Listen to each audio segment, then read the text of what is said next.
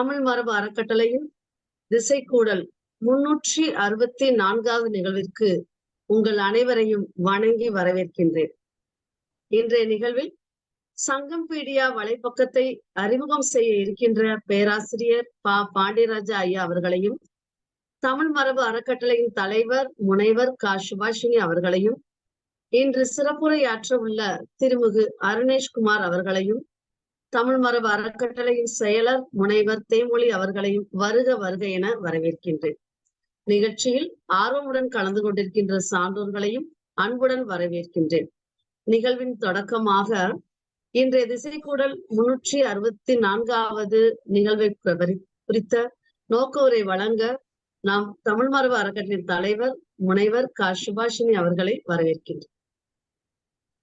எல்லோருக்கும் இனிய வணக்கத்தை தெரிவித்துக் கொள்கிறேன். இன்றைக்கு ஒரு முக்கியமான ஒரு வலைப்பக்கத்தை, அதுவும் தமிழ் மரபு அறக்கட்டளை ஆரம்பிக்க தொடங்கப்பட்ட நாளில் இருந்து நமக்கு ஏராளமான பணிகளை தமிழ் மரபு அறக்கட்டளை செய்து கொண்டு வருகிறோம். அந்த வகையில் சொல்லும் போது நமது வலைப்பக்கத்தில் பல்வேறு வகையான திட்டங்கள் அதில் பிரதிபலிக்கும் வகையில் நமது வலைப்பக்கத்தை நாம் உருவாக்கி வந்திருக்கின்றோம். இன்றைக்கு நாம் பேசவிருக்கின்ற பொருண்மை சங்கம்பீடியா என்ற ஒரு வலைப்பக்கம். இந்த சங்கம்பீடியா என்ற வலைப்பக்கம் தொடர்பாக நாம் இந்த ஆண்டு தொடக்கம் முதலே பல்வேறு நிகழ்ச்சிகள், அதாவது ஆண்டு தொடக்கத்தில் சங்கம்பீடியா வலைப்பக்கம் வெளியீடு செய்யப்பட்டதை எல்லோரும் அறிந்திருப்பீர்கள். தமிழக அரசின்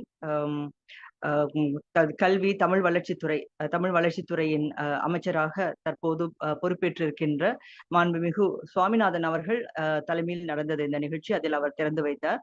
அதற்கு பிறகு தொடர்ச்சியாக நமது வலைப்பக்கத்தை தனியாக அதற்கென்று ஒரு பிரத்யேகமான ஒரு வலைப்பக்கத்தை உருவாக்க வேண்டும் என்ற நோக்கத்தில் நாம் sangam.pedia.net என்ற ஒரு வலைப்பக்கத்தை ஆரம்பித்து அதில் எல்லாவற்றையும் மாற்ற வேண்டும் அப்படிங்கிற முயற்சியை மேற்கொண்டோம். அந்த வகையில் அனைத்து பதிவுகளும் பாண்டியராஜா அவர்கள் உருவாக்கி இருக்கின்ற சங்கத்தமிழுக்காக உருவாக்கி இருக்கின்ற அனைத்து பதிவுகளும் அந்த வகையில் இந்த புதிய வலைப்பக்கத்திற்கு சென்றிருக்கின்றன. அதாவது ஆரம்பத்தில் நாம் பார்த்தோம் என்றால் பாண்டியராஜா சார் தொடக்கத்துல அவர் 3-4 வலைப்பக்கங்கள்ல அவருடைய தொடர் அடைவுகள், அதற்கு பிறகு அருஞ்சொற்கள், அதற்கு பிறகு கட்டுரைகள் அப்படிங்கிற விஷயத்தெல்லாம் அவர் பதிவு செய்து வெளியிட்டு கொண்டிருந்தார். ஆக அதை எல்லாமே சேகரித்து தமிழ் மரபு அறக்கட்டளையின் ஒரு வலைப்பக்கத்தில் தனியாக சப்டொமைன் என்று ஒன்று உருவாக்கி அதில் நாம் அந்த வலைப்பக்கத்தில் அவை அனைத்தையுமே நாம் வெளியிட்டு வந்தோம். ஆனால் அது அப்படி இருப்பது நமக்கு தேடுபவர்களுக்கு, அதாவது உலகம் முழுவதும் தேடிக்கொண்டிருக்கின்றார்கள் இல்லையா? அதாவது தமிழ் படிக்க வேண்டும், தமிழை அறிந்து கொள்ள வேண்டும், தமிழ் சங்க இலக்கியங்களை அறிந்து கொள்ள வேண்டும் என்று இருக்கின்ற ஆர்வலர்கள் எல்லோருமே இணையத்தின் வழியாக அதை அறிந்து கொள்ள வேண்டும் என்று தேடும் பொழுது நமக்கு பொதுவாக அந்த சிஸ்டம் லோட் அப்படிங்கிறது ஒரு பெரிய ஒரு சிரமத்தை ஏற்படுத்தக்கூடிய வகையில் அமையும். ஆக அதை தவிர்க்க வேண்டும் என்பதற்காக பிரத்யேகமாக ஒரு தனி வலைப்பக்கம் sangam.pedia.net என்ற பெயரில் நாம் அதை ரிஜிஸ்டர் செய்து பதிவு செய்து அதனை நாம் இப்பொழுது பயன்படுத்த தொடங்கி இருக்கின்றோம். இந்த முயற்சியை நாம் 23ஆம் தேதி ஆகஸ்ட் மாதம் நம் அண்மையில் சிந்துவெளி நூற்றாண்டு கருத்தரங்கம் நடத்திய பொழுது அதில் இந்த சங்கம்பீடியா என்ற இந்த வலைப்பக்கத்தையும் தொடக்கி வைத்தோம். அன்றைய நிகழ்ச்சியில் அது சிறப்பாக பாராட்டம் பெற்றது.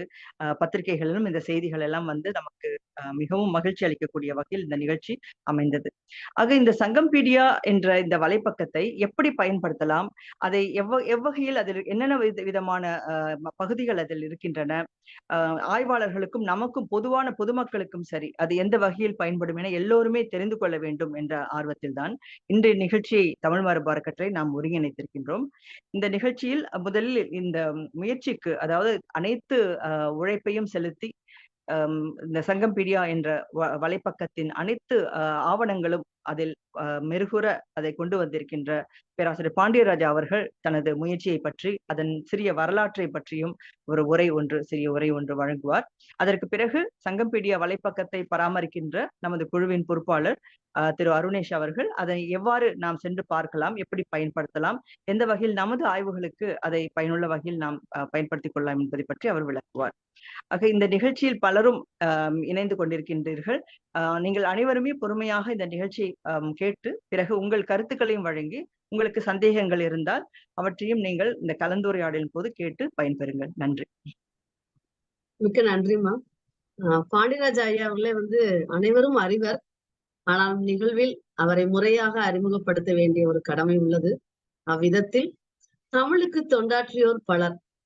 சங்கத்தமிழ் செயல்களுக்கு தொடர் அடைவுகளையும் அறிஞர் களஞ்சியத்தையும் எளிய முறையில் சங்கத்தமிழை விளக்கும் கட்டுரைகளையும் எழுதி சங்கத்தமிழ் செயற்களை பொதுமக்களுக்கு மட்டுமன்றி ஆய்வாளர்களுக்கும் உதவும் வகையில் வழங்கியிருக்கக்கூடிய பேராசிரியர் பாண்டியராஜா அவர்கள் கணிதத்துறை பேராசிரியராக பணியாற்றி பின்னர் கணினித்துறை இயக்குநராக, பின்னர் கல்லூரி துணை முதல்வராக மதுரை அமெரிக்கன் கல்லூரியில் பணியாற்றியவர்.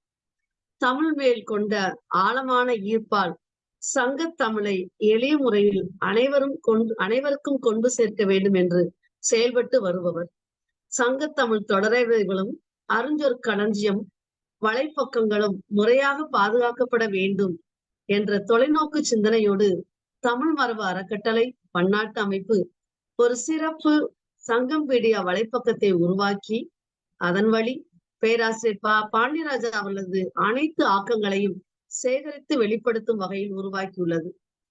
பாண்டியராஜா ஐயா அவர்கள் கணிதவியல், 10 பாட்டில் சொல்லோவியங்கள் தொகுதி 1, தொகுதி 2, நக்கீரர் நடைப்பயணம் போன்ற நூல்களை எழுதியுள்ளார். இவை யாவும் தமிழ் மரபு அறக்கட்டளையின் வெளியீடாக வெளிவந்துள்ளது மிக பெருமைக்குரியது. உடல் தளர்ந்தாலும் மனம் தளராத ஐயா அவர்கள் தொடர்ந்து சங்க இலக்கியம் குறித்த தகவல்களை தம்முடைய முகநூல் பதிவில் எழுதி வருகின்றார். அயராத தனது முயற்சியால் சங்க இலக்கிய வளத்தை அறிமுகப்படுத்திக் கொண்டிருக்கும் முனைவர் பாண்டியராஜா ஐயா அவர்களை உரையாற்ற மகிழ்வுடன் அழைக்கின்றேன். அனைவருக்கும் வணக்கம்.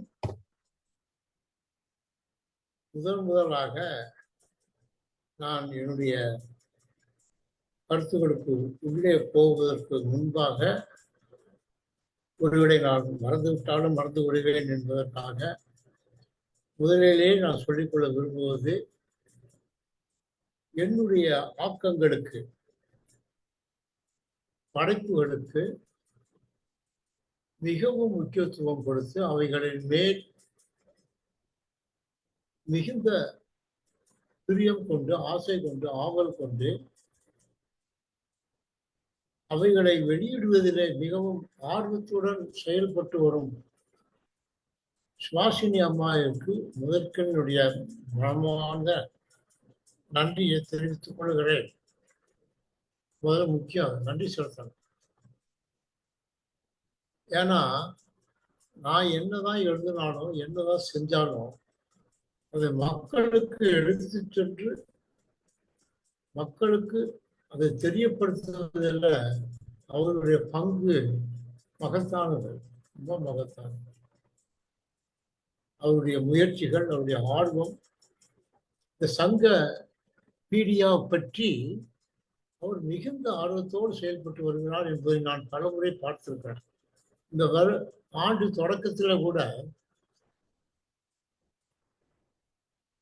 சென்னை அண்ணா நூல் நிலையத்தில் வைத்து அவர்கள் ஒரு பெரிய விழாவுக்கு ஏற்பாடு செய்து என்னுடைய 3 புத்தகங்களை வெளியிட கொண்டு வந்தார்கள். அது எனக்காகவே செய்யப்பட்ட ஒரு தனியான விழாவாக இருந்தது. எனக்கு மிகவும் மகிழ்ச்சியாக இருந்தது. அந்த விழாவிலும் கூட சங்கம் பீடியாவை பற்றி ஒரு அறிமுகமும் அவர்கள் செய்து வைத்தார்கள். அதற்கு பிறகு சென்ற மாதம் பச்சைப்பெண் கல்லூரியிலும் அந்த சங்கம் பீடியா பற்றி அவர்கள் பேசினார். ஆக இந்த சங்கம் பீடியா என்பதை அவர்கள் எவ்வளவு தூரம் ஆர்வத்துடன் முன்னெடுத்து செல்கிறார்கள் என்பதை நான் நன்றியோடு நினைத்து அவர் முதற்கன் அவருடைய நன்றியை நான் தெரிவித்துக் கொள்கிறேன். இந்த என்னுடைய இலக்கிய பணி என்னுடைய ஓய்வுக்கு பின்தான் நான் ஆரம்பித்தேன். என்னுடைய ஓய்வுக்கு முன்னாடியே கூட என்னுடைய முனைவர் பட்டத்துக்காக நான் எடுத்துக்கொண்ட தலைப்பு Statistical Analysis of Linguistic Features in Written Tamil. Statistical Analysis of Linguistic Features in Written Tamil.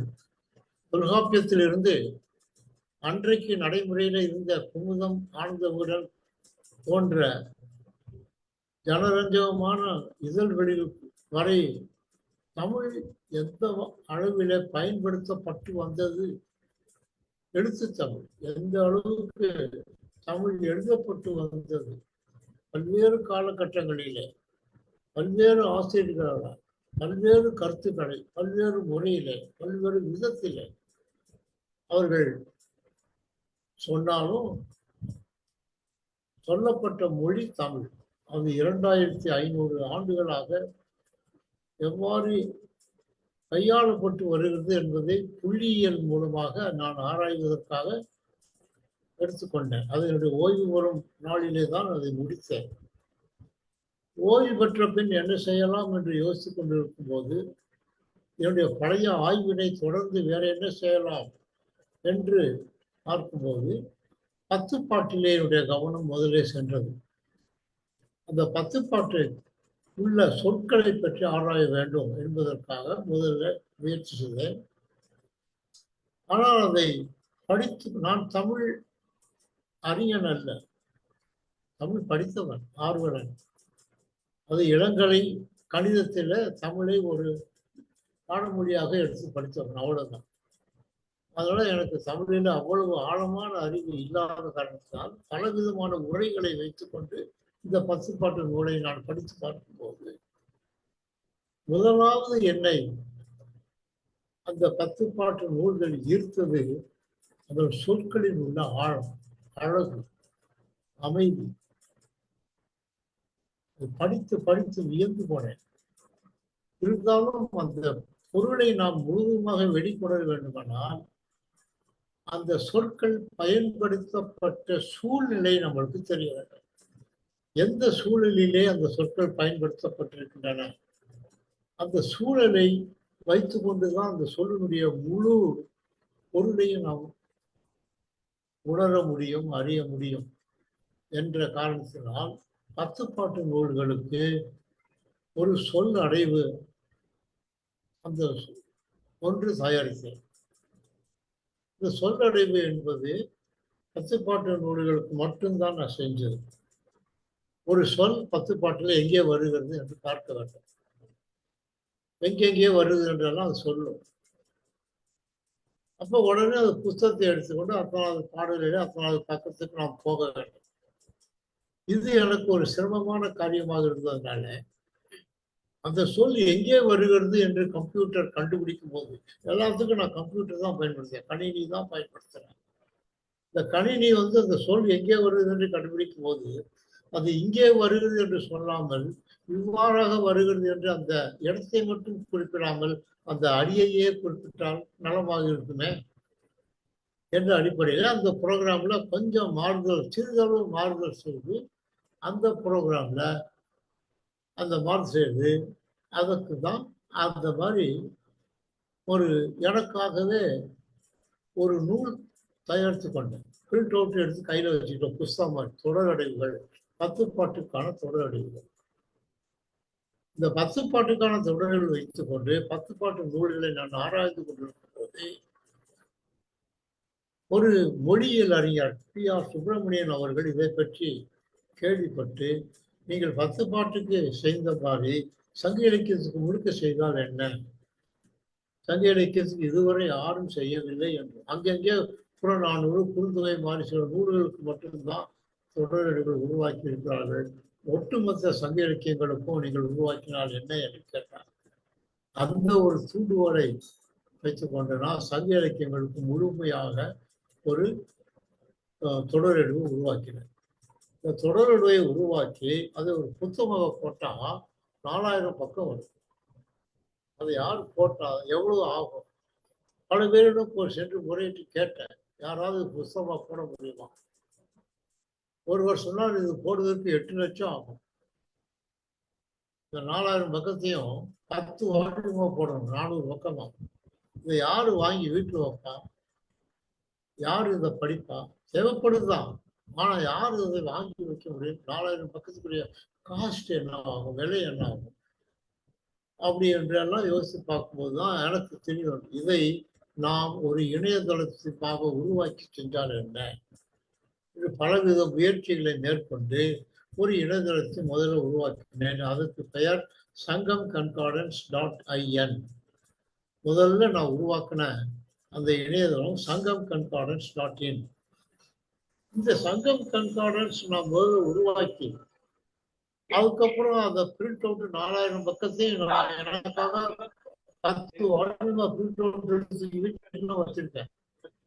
இந்த காலகட்டத்துல சங்க இலக்கியத்தோடு நின்று விடாமல் சங்கம் தொடர்பான சங்க காலத்திய மற்ற இலக்கியங்களுக்கும் சென்றால் என்ன என்று ஆரம்பித்து 15 கீழ்கணக்கு நூல்களுக்கும் தொடரையோடு உருவாக்கினேன். தொல்காப்பியத்துக்கு தொடரையோடு உருவாக்கினேன். இந்த மாதிரியாக சங்கம் கண்கார்டன்ஸ் சங்கம் லிட்ரேச்சர் 15 கீழ்கணக்கு தொல்காப்பியம் எல்லாத்துக்கும் ஒரு தொடரையோடு உருவாக்கி அதை கொடுத்தேன். அதுக்கப்புறம் கம்பராமாயணம் மிகப்பெரிய சவாலாக எனக்கு இருந்தது. 10,000க்கும் மேற்பட்ட பாடல்கள், அதை எழுதி முடித்தேன். இப்ப கம்பராமாயணத்துக்கு தொடர் போடும்போதுதான் இதற்கு சங்கம் கண்கார்டன்ஸ்.in என்ற பெயர் பொருத்தமானதா, இனிமேலும் அது சங்கம் கண்கார்டன்ஸ்.in என்று சொல்ல முடியாது அல்லவா என்று சொல்லி அவருடைய பெயரை மாற்றி தமிழ் கண்கார்டன்ஸ்.in என்று சொல்லி அதை ஆரம்பித்தேன். கண்கார்டன்ஸ் செய்யும் போது முதல்ல ஒரு நூலை எடுத்துக்கொண்டு, இப்போது எல்லா நூலும் இணையத்துல கிடைக்குது, டவுன்லோட் பண்ணிடுறேன். டவுன்லோட் பண்ணி அப்ப சொற்களா பிரிக்கணும். அதான் முக்கியமான பணி. கம்பராமாயணத்துக்குலாம் எனக்கு 6 மாசம் ஆனது. சொற்களாவை பிரித்து அதுக்கப்புறம் இந்த ப்ரோக்ராமை பயன்படுத்தி அதை சொல்லடைவு தொடரடைவு உருவாக்குவேன். இந்த சொற்களாக பிரிக்கின்ற பணியில பல சிக்கல்கள் உருவாகும். ஆக எனக்காக ஒரு சொற்குறிப்பு உருவாக்கி கொண்டேன். ஆனா நானே பல முறை இந்த நெறியிலிருந்து மாறுபட்டு இருக்கிறேன். காரணம் ஒரு ஹியூமன் வீக்னஸ். அங்கே ஒரு மாதிரி பிரிச்சிருப்பேன், இங்கே வேற மாதிரி பிரிச்சிருப்பேன். இந்த மாதிரி பல சிக்கல்கள்லாம் இருந்தது. ஆனா இந்த சொற்களை பிரித்து உருவாக்கி இது ஒரு தொடர்ச்சியாக என்னால் செய்ய முடியாத ஒரு காலகட்டத்தில், வயதான காரணத்தினால ஒரு 3 மாசம் ஓய்வெடுத்து வேற ஏதாவது செய்யலாங்க. வேற என்ன செய்யலாம் என்று சொன்னால், சங்க இலக்கியங்களை பற்றி அதுகளுக்கு உரை எழுதினால் என்ன, அந்த உரைகள் ஏற்கனவே நிறைய இருக்குது, புத்தகத்துல அடுக்கடுக்கா போட்டுட்டாங்க. ஆனா அந்த உரையை எளிமையாக்கி படிக்கிறதுக்கு ரொம்ப எளிமையாக ஒரே அடியில் இருக்கக்கூடிய ஒரு அடிக்கு ஒரே அடியிலேயே உரை எழுதுற மாதிரி அடி நேர் உரை என்று நாம் ஒண்ணு உருவாக்கணும். ஒவ்வொரு அடிக்கு உள்ள சொற்களுக்கு அதே ஒரே அடியிலேயே உரை வருகிற மாதிரி. 10 அடி உள்ள ஒரு பாடல் என்று சொன்னால் அதனுடைய உரை 10 அடியாக அமையும். 7வது அடியுடைய உரை 7வது அடியாகவே இருக்கும். அடி நேர் உரை என்று 10 பாடல்களுக்கு அவ்வளவு எழுதின. இதை என்ன செய்யலாம், இதை எப்படி மக்களுக்கு கொண்டு போறது என்று சொல்லும்போது, சங்கச்சோலை என்ற இன்னொரு இணையதளத்தை ஆரம்பித்து அதுல இந்த 10 பாட்டு நூலுக்குள்ள உரையெல்லாம் போட்டேன். இதற்கு இடையில நான் பணியில் இருக்கும்போது கூட சங்க இலக்கியங்களை பற்றி பல விதமான கருத்தரங்குகளில கட்டுரைகள் படித்திருக்கிறேன். அந்த கட்டுரை எல்லாம் அங்க சேர்த்தேன். அந்த சங்கச்சோலை.in. இந்த சங்கச்சோலை.in அத படித்த ஒரு முக்கியமான ஒரு நபர், நான் பெரிதும் மதிக்கக்கூடிய ஒரு நல்ல முக்கியமான நபர், அவர் இங்கே இருக்கிறார். தேவமொழி அம்மையார். தேவமொழி அம்மையார் ஒரு நாள் எனக்கு என்ன எழுதினார்னா, 10 பாட்டுக்கு நீ உரை எழுதியிருக்கீங்க ஐயா, 8 தொகைக்கு எழுதினால் என்ன? ஐயோ, அது எத்தனை, ஒவ்வொரு தொகையில 400 பாட்டு இருக்கும். அகநானூறு 400, புறநானூறு 400, நற்றிணை 400, குறுந்தொகை 400. இத்தனைக்கு நான் எப்படி உரை எழுத முடியும்? ஆனால் அவர் ஒரு தூண்டுகோலாக, ஐயா நீங்கள் 8 தொகைக்கு உரையினால் என்ன என்று கேட்டார். அந்த பணி அப்புறம் ஆரம்பிச்சேன். தொடரடிவு பணிகள் ஒருவாறு தொடர்ந்து கொண்டே போகும்போது அதில் சில சுணக்கம் ஏற்படும் போது, ஒரு மாறுதல் தேவைப்படும் போது, ஒரு இலக்கிய பணியாக இதை நான் தொடர்ந்து செய்யணும். ஆக சங்கச்சோலை.in என்ற ஒரு இணையதளமும் படிப்படியாகவே உருவாக்கி கொண்டு வந்தது. அந்த நேரத்தில் தான் சங்க இலக்கியத்தில் உள்ள அத்தனை சொற்களும் என்கிட்ட இருக்குது. சங்கம் கண்கார்டன்ஸ் தமிழ் கண்கார்டன்ஸ்.in சங்க இலக்கியத்தில் உள்ள அத்தனை சொற்களும் இருக்குது. சங்க இலக்கியத்துக்கு முழுவுக்கும் நான் உரை எழுதியிருக்கிறேன். அணிநேர் உரை. இப்ப சங்க இலக்கியத்தில் உள்ள முக்கியமான ஒரு சொற்களுக்கு விளக்கத்தோடு, தொடர் அடைவோடு, பழக்கத்தோடு, விளக்கத்தோடு ஒரு ஒரு அதுக்கு என்ன பேர் வைக்கலாம் அப்படின்னு யோசிக்கும்போது அறிஞர் களஞ்சியம், சங்க இலக்கிய அறிஞர் களஞ்சியம். என்னுடைய முதல் நோக்கம் ஒரு 1000 சொற்களுக்கு செய்யணும்னு சொல்லி. அப்ப ஆனாவில் வரக்கூடிய அறிஞர்கள் எல்லா சொற்களும் கிடையாது, அறிஞர்கள், சங்க இலக்கிய அறிஞர்கள். ஆனாவில் வரக்கூடிய, ஆவணம் வரக்கூடிய ஒவ்வொன்றுக்குமா சொற்களை தெரிஞ்செடுத்தேன். ஆனா கால சொற்கள் வரும்போதே கூட 1000 நடந்து போச்சு. எந்த சொல்லை எடுக்கிறது, எந்த சொல்லை எடுக்காம இருக்கிறது முடியல.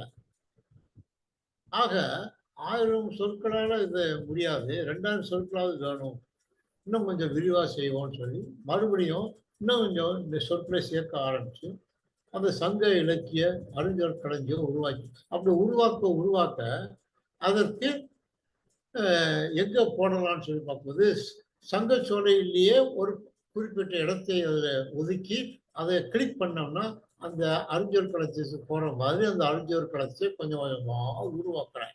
அப்போ தொடர் ஒரு பக்கம், சங்கச்சோலையினுடைய இலக்கிய பணி ஒரு பக்கம், இந்த அறிஞர் களஞ்சியம், இது 3 பக்கமாகவே இவனுடைய பணிகளை நான் பிரித்து கொண்டு அவ்வப்போது செஞ்சு கொண்டே வந்தேன். இந்த சங்க இலக்கிய அறிஞர் களஞ்சியம் முடியும் போது ஏறக்குறைய 4500 சொற்கள் ஆகிவிட்டன. மிகப்பெரிய களஞ்சியம் ஆகி இது அப்ப இந்த 4500 சொற்களுக்குரிய இந்த அறிஞர் களஞ்சியத்தை ஒரு தனி இணையதளமாக உருவாக்கி விடலாங்க அப்படின்னு சொல்லி யோசிச்சு அதுக்கு என்ன பேர் வைக்கலாம் அப்படின்னு சொல்லும்போது என்சைக்ளோபீடியாங்கிறது தான் களஞ்சியம். இந்த சங்க இலக்கியத்துக்குரிய என்சைக்ளோபீடியா. ஸோ இதுக்கு சங்கம் பீடியா என்று பெயர் வைக்கலாம் என்று யோசித்து அதனுடைய பணிகளிலே நான் முயன்று கொண்டிருக்கும் போதுதான் எனக்கு ஒரு திடீரென்று ஒரு ஐயா ஏற்பட்டது. ஐயா, எனக்கு வயது ஆகிக்கொண்டே இருக்கிறது. நான் அப்பொழுது 80 நெருங்கிக் கொண்டிருந்தேன். 80 நெருங்கிக் கொண்டிருந்த காலகட்டத்தில் எனக்கு பின் இந்த இணையதளங்கள் என்ன ஆகும்? எனக்கு ஒரு மலைப்பாக இருந்தது. எனக்கு பின் இந்த இணையதளங்களை எடுத்துச் செல்வது யாராக இருக்கும்? இவ்வளவு அறுபாடுபட்டு உருவாக்கிய இந்த இணையதளங்கள் என்னோடு மடிந்துவிடக்கூடாது என்பதற்காக விண்தமிழிலே அதை எழுதினேன். இது யாராவது எங்கேயாவது செய்வார்களா? சில அரசாங்க நிறுவனங்களையும் நான் அணுகினேன்.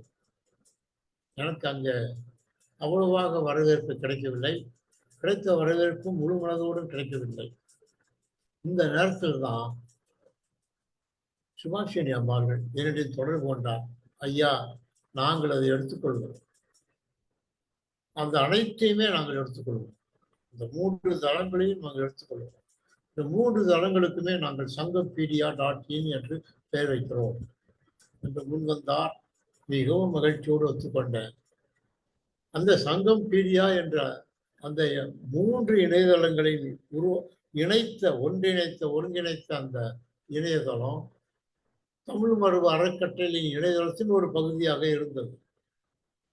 இப்பொழுது அதை ஒரு தனி இணையதளமாக மாற்றி சங்கம்பீடியா.net என்று உருவாக்கி என்னுடைய படைப்புகள் அனைத்தையுமே அதுக்குள்ள போட்டு அதை ஒரு நிரந்தர அமைப்பாக மாற்றி இருக்கிறார். என்னால் மறக்க முடியாது. பெரிய தொண்டு. இப்பொழுது நான் முழு மன நிறைவோடு சொல்கிறேன். கர்த்தாவே, அவர்களுக்கு கோடான நன்றி. காரணம், இந்த படைப்புகள் மக்களுக்கு போய் சேர வேண்டும், மக்கள் இதை பயன்படுத்த வேண்டும். சங்க இலக்கியத்தினுடைய மாண்பை, உயர்வை, சிறப்பை, அழகை, ஆழத்தை, அருமையை மக்களுக்கு என்னால் முடிந்த அளவுக்கு எடுத்து சொல்லியிருக்கிறேன். அது மக்களிடம் போய் சேருவதற்கு அம்மையார் எடுத்துக்கொண்டிருக்கின்ற முயற்சிகள் பலத்த முயற்சி. சங்கம்பீடியா.net உள்ளே சற்று போகும்போது எனக்கே அது பிரமிப்பாக இருக்கும். அவ்வளோத்தையும் ஒன்றா போட்டிருக்காங்க. எதையுமே விடலை, எதையுமே விடலை. நான் செஞ்ச இந்த படைப்புகள், ஆக்கங்கள் அனைத்துமே அவர்கள் அதில் போட்டிருக்கிறார்கள். அது மக்களுக்கு எளிதிலே சென்று வகையிலே அதை ஒரு சிறந்த இணையதளமாக உருவாக்கியிருக்கிறார் அருணேஷ். அவருடைய முயற்சி பெரும் முயற்சி, பெரும் முயற்சி. அவர் ஒவ்வொரு முறையும் என்னை தொடர்பு கொண்டு, ஐயா அந்த மாதிரி செஞ்சிருக்கிறேன், இதை பார்த்து உங்களுடைய கருத்தை சொல்லுங்கள் என்று சொல்வார். மிக பெரும்பாலான இடங்களில் அது சிறப்பாக அமைந்திருக்கும். அங்கங்கே சில மாற்றங்கள் சொல்வேன். உடனடியாக அடுத்த முறையிலே அடுத்த நிமிடத்தை அதை மாற்றி, ஐயா மாற்றிவிட்டேன் பாருங்கள் என்று சொல்வார். ஐயா இப்படி செய்யலாம், அப்படி செய்யலாம். ஒவ்வொரு முறையும் அவர் என்னை தொடர்பு கொண்டு அதை மிக சிறப்பாக உறுதியிருக்கிறார் அருணேஷ். அவருக்கு என்னுடைய மனம் அந்த நன்றி. அவருடன் ஒத்துழைக்கும் இந்த அருமையான தமிழ் மரபு அறக்கட்டளையினுடைய பல விதமான தூண்கள், பல தூண்கள் இருக்கின்றன, பல தூண்கள். பல பேர் அவருக்கு, அம்மையாருக்கு, சுபாஷினி அம்மைக்கு அவர்கள் ஒத்துழைப்பு கொண்டு வருகிறார்கள். அவர்களுடைய அயராத முயற்சிக்கு அவர்கள் ஆதரவு தெரிவிக்கிறார்கள். அனைவருக்குமே என்னுடைய நன்றியை தெரிவித்துக் கொண்டு இந்த வாய்ப்பினை எனக்கு அளித்த தமிழ் மரபு அறக்கட்டளையில் உள்ள அனைவருக்கும் என்னுடைய மனமார்ந்த நன்றியை செலுத்துகிறேன். நன்றி, வணக்கம். மிக்க நன்றி ஐயா. உங்களுடைய மனம் இங்கே புரிந்தது. தமிழ் மேல் கொண்ட ஆர்வம், 10 பாட்டு சொல்வளத்தில் தொடங்கி சங்க இலக்கியத்தை முழுமையாக அறிஞர்களஞ்சியமாக உருவாக்கிய உங்களுடைய தனிப்பட்ட முயற்சிகளையும் அதற்கு உறுதுணையாக அமைந்த அனைவரையும் நன்றியோடு நினைவு கூர்ந்தீர்கள். மிக்க நன்றி ஐயா. தங்களை தொடர்ந்து தங்களுக்கு உதவியாக இருந்த சங்கம் மீடியா வலைப்பக்கத்தை தொடர்ந்து கண்காணித்துக் கொண்டு வரக்கூடிய நம்முடைய திரு அருணேஷ் அவர்கள், அவரை பற்றி ஒரு சிறு அறிமுகம்.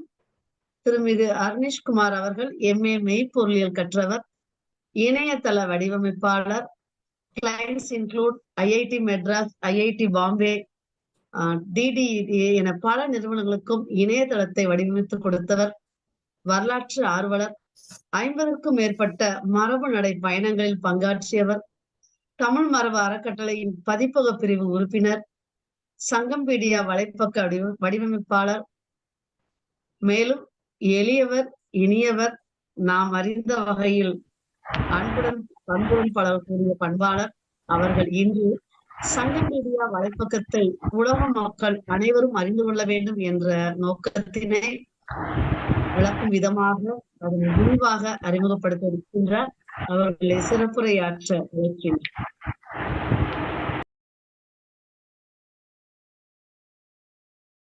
அனைவருக்கும் வணக்கம். முதல்ல இந்த வாய்ப்பு கொடுத்த தமிழ் மரபு அறக்கட்டளைக்கு நன்றி சொல்லிக்கிறேன்.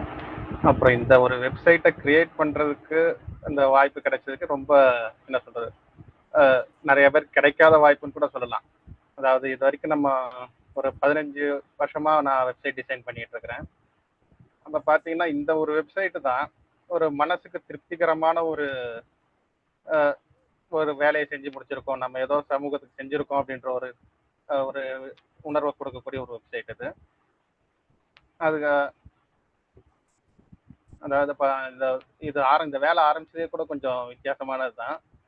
ஃபர்ஸ்ட் பார்த்தீங்கன்னா நான் சுபாஷினி மேடம் அந்த தமிழ் மரபு அறக்கட்டளையோட ஒரு கல்வெட்டு பயிற்சியில் கலந்துக்கிட்டாக்க அப்புறம் ஒரு சும்மா வாட்ஸ்அப்பில் குரூப்பில் போட்டிருந்தாங்க, இந்த மாதிரி ஒரு சின்ன ஒர்க் இருக்கு, அதை ஒரு வெப்சைட்டை கொஞ்சம் கிரியேட் பண்ண வேண்டியிருக்கு, அது ஹெல்ப் வேணும் அப்படின்னு கேட்டிருந்தாங்க. சரி, நமக்கு தெரிஞ்ச விஷயம் தானே அப்படின்னு செய்யலான்னு பார்த்தப்போ அது ஒரு சின்ன வேலையாக தான், அதாவது ஐயாவோட வெப்சைட் அப்போ தான் பார்க்குறேன் நான்.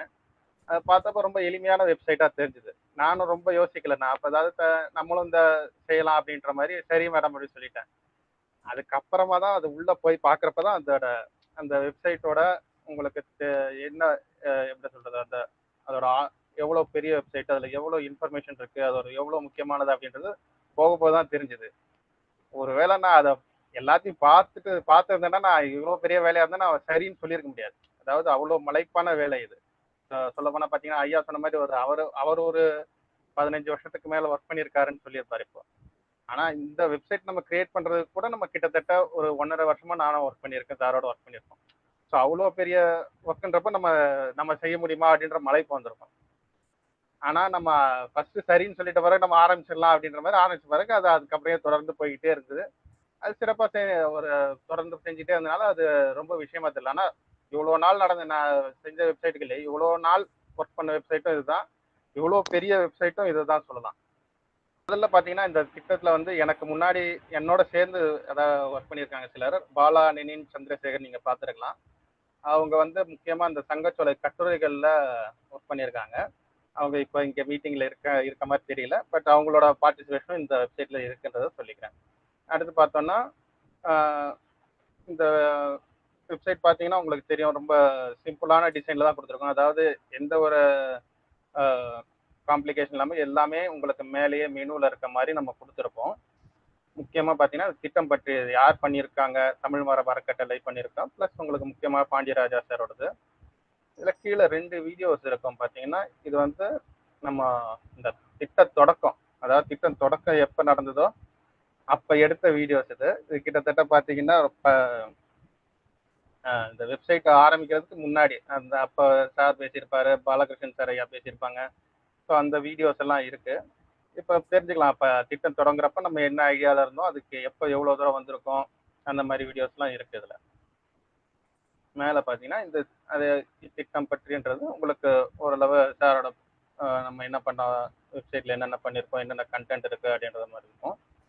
அதுக்கு அடுத்து பார்த்தீங்கன்னா ஐயாவோட ஒரு பக்கம், ஐயாவுக்கான ஒரு பக்கம் இருக்கும். நம்ம இப்போ ஐயா சொன்னதெல்லாம் அப்படியே உங்களுக்கு என்னென்ன பண்ணியிருக்காரு அந்த விஷயங்கள்லாம் இருக்கும். இது நம்ம பார்க்குறதுக்கு இதுலேயே பார்த்தீங்கன்னா சாரோட ஐயாவோட ஒர்க் எல்லாம் பார்த்தீங்கன்னாலே மலைப்பாக இருக்கும். மேக்ஸ்லேருந்து கம்ப்யூட்டர் சயின்ஸ்லேருந்து இப்போ திருப்பி தமிழில் பார்த்தீங்கன்னா அதுவே ஒரு பெரிய விஷயமா இருக்கும். அதுக்கப்புறம் முக்கியமான இந்த சொற்பிரிவு நெறிகள், அதாவது இந்த வெப்சைட்டை வந்து எப்படி நம்ம சொற்பிரிவுகள்லாம் நம்ம பார்த்தோம்னா எந்த வகையில் பிரிச்சிருக்காரு, அதுக்கு என்ன ரூல்ஸ் யூஸ் பண்ணியிருக்காரு. ஸோ அது எங்கேயாவது நம்மளுக்கு டவுட்டாக இருந்ததுன்னா வந்து பார்த்துக்கலாம். அது எந்த புணர்ச்சி விதிகள் என்னென்ன இருக்குது, வேற்றுமை உறவுகள். ஸோ இதெல்லாம் உங்களுக்கு ஒர்க் அந்த இந்த வெப்சைட்டை என்ன விதத்தில் உங்களுக்கு அந்த காம்பவுண்ட் வேர்ட்ஸாக இருக்கும், பிரிக்கிறதுக்கு என்னென்ன பண்ணியிருக்காரு, அந்த மாதிரி விஷயங்கள்லாம் இருக்கும் அதில். இது வந்து உங்களுக்கு டவுட்டாக இருக்குன்னா பார்க்கறது தான் தவிர அந்த மாதிரி விஷயங்கள் தான் அது. இதில் முக்கிய பகுதிகள் அப்படின்னு பார்த்தோம்னா நம்ம 3 சொல்லலாம், 3 அல்லது 4 கூட சொல்லலாம்.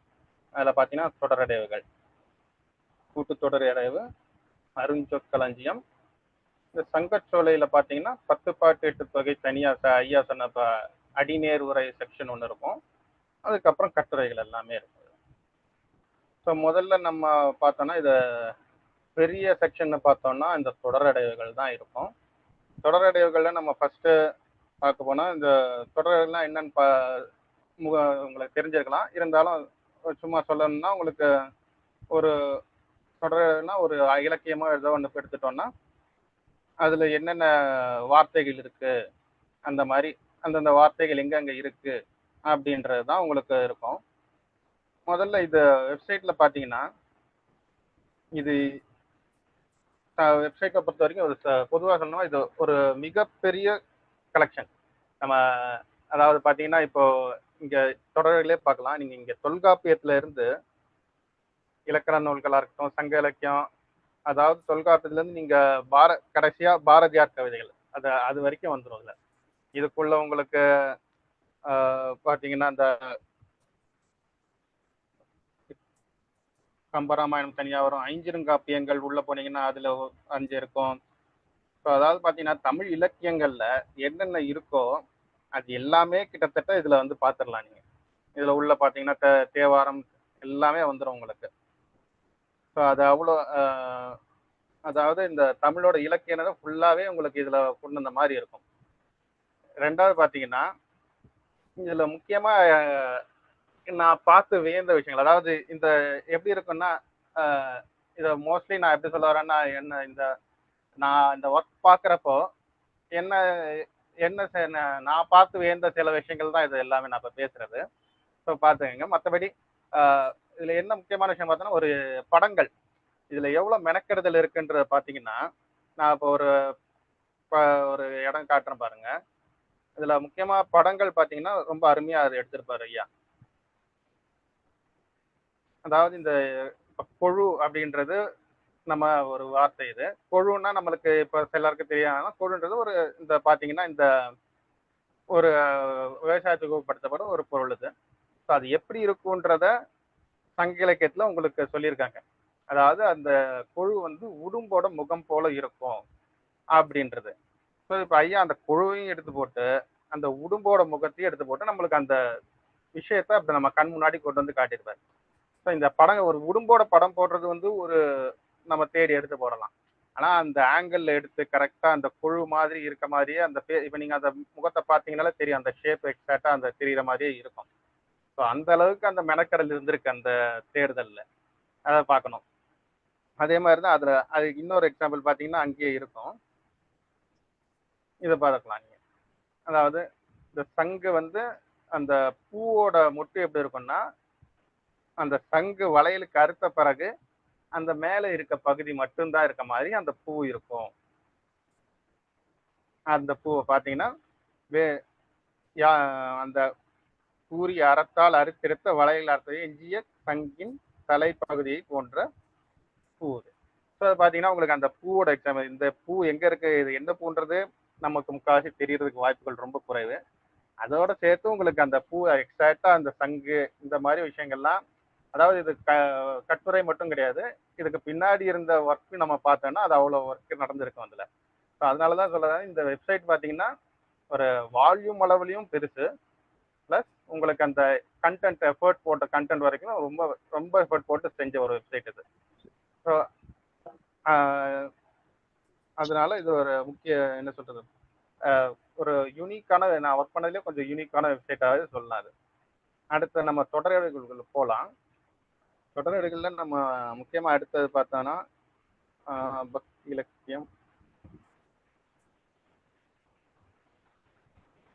பெரிய புராணம்.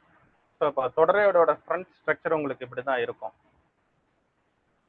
ஸோ உங்களுக்கு இந்த உங்களுக்கு அகர வரிசைப்படி எல்லா எழுத்தும் தனித்தனியாக கொடுத்துருப்பாங்க. இதுக்குள்ளேயே பார்த்தீங்கன்னா உங்களுக்கு இந்த முழு புத்தகமும் இருக்கும். இப்போ பெரிய புராணம் பார்த்தீங்கன்னா திருமலை சருக்கம் அப்படின்றது வரும். அதாவது அந்த ஃபுல் புக்கு உங்களுக்கு இங்கே வந்துடும். அப்படியே நீங்கள் பொறுமையாக அந்த திருமலை சருக்கமும் ஃபுல்லாகவே வந்திருக்கும். அது என்னென்ன தலைப்புகள் இருக்கோ அது பாடல்களையும் இருக்கும். இது ஒன்று. இதுக்கு அடுத்து சொற்பிரிவு எண்ணிக்கை அப்படின்ற ஒரு தனி பேஜ் எல்லாத்துலேயும் எல்லா தொடர்களையும் கொடுத்துருப்பாரு ஐயா. அதாவது பார்த்தீங்கன்னா உங்களுக்கு தெரியும் அதில் இந்த எந்தெந்த செக்ஷன்ல உங்களுக்கு எத்தனை பாட்டு இருக்கு, அடிகள் இருக்கு, எத்தனை சொற்கள், பிரி சொற்கள், அதெல்லாம் உங்களுக்கு ஃபுல்லாக வந்துடும். ஸோ இதே உங்களுக்கு ஒரு ரிசர்ச் ஒர்க் மாதிரி தான். ஒரு ஒரு புக்கில் எத்தனை வார்த்தைகள் இருக்கு, என்னென்ன வார்த்தைகள் இருக்கு, சொற்பிரிவு, அது எல்லாமே உங்களுக்கு ஃபுல்லாகவே இது வந்துடும். திருமலை அந்த இந்த எல்லா தொடரிடங்களையுமே உங்களுக்கு இந்த செக்ஷன் இருக்கும். அது கீழே பார்த்தீங்கன்னா அந்த விளக்கமும் இருக்கும் உங்களுக்கு.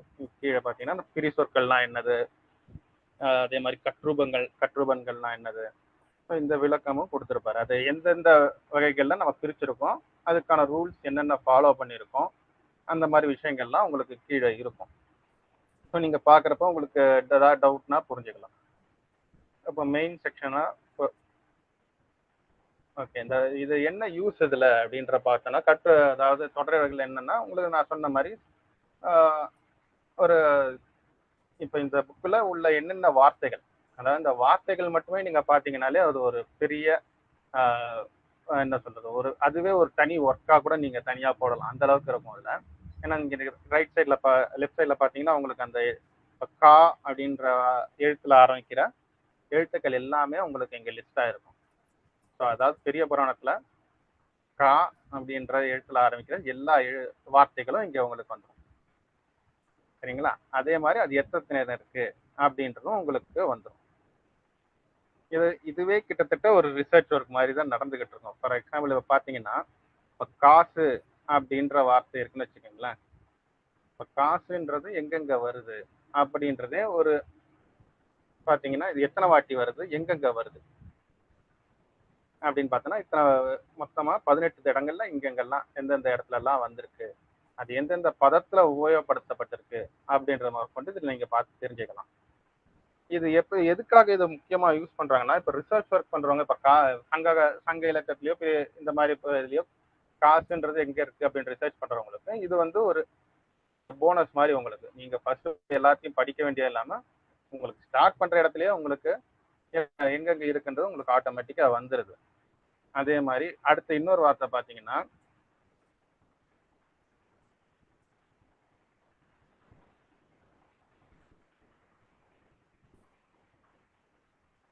காதல் அப்படின்ற வார்த்தை எடுத்திருக்கோம். இதுலயே எத்தனை வகை கிட்டத்தட்ட 63 தடவை வந்திருக்கு. பிளஸ் அத சம்பந்தப்பட்ட வார்த்தைகளும் அது கீழே வந்துருது உங்களுக்கு. பாருங்க, காதலர்லாம் இருக்கட்டும், அது ஒரு எத்தனை தடவை அது ஒரு 132.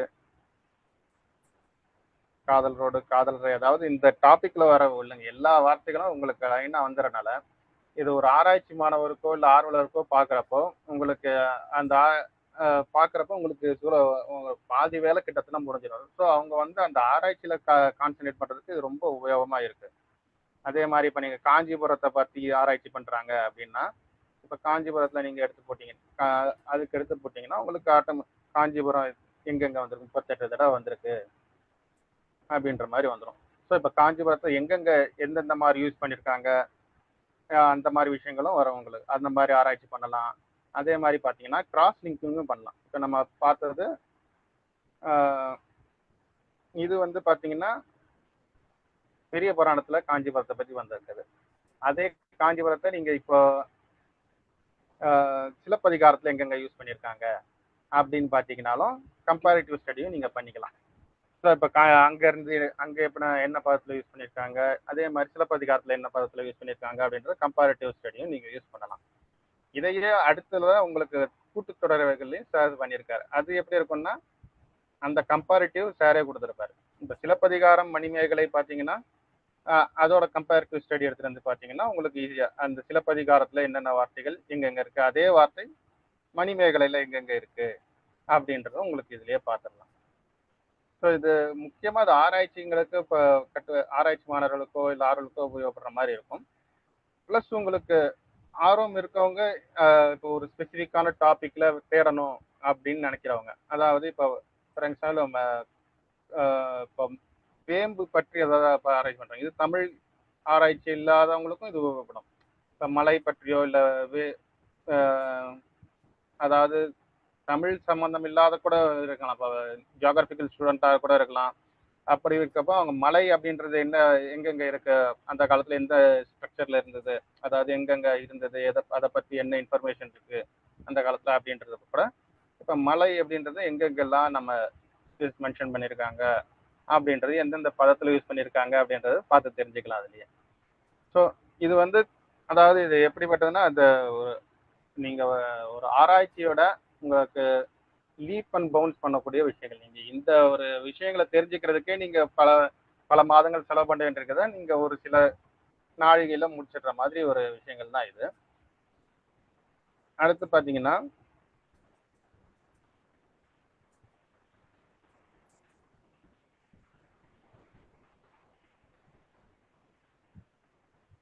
அடுத்து இதுல முக்கியமான செக்ஷன் பார்த்தோம்னா நம்ம கூட்டுத்தொடர்கள் நம்ம சொல்லியிருக்கோம் ஏற்கனவே.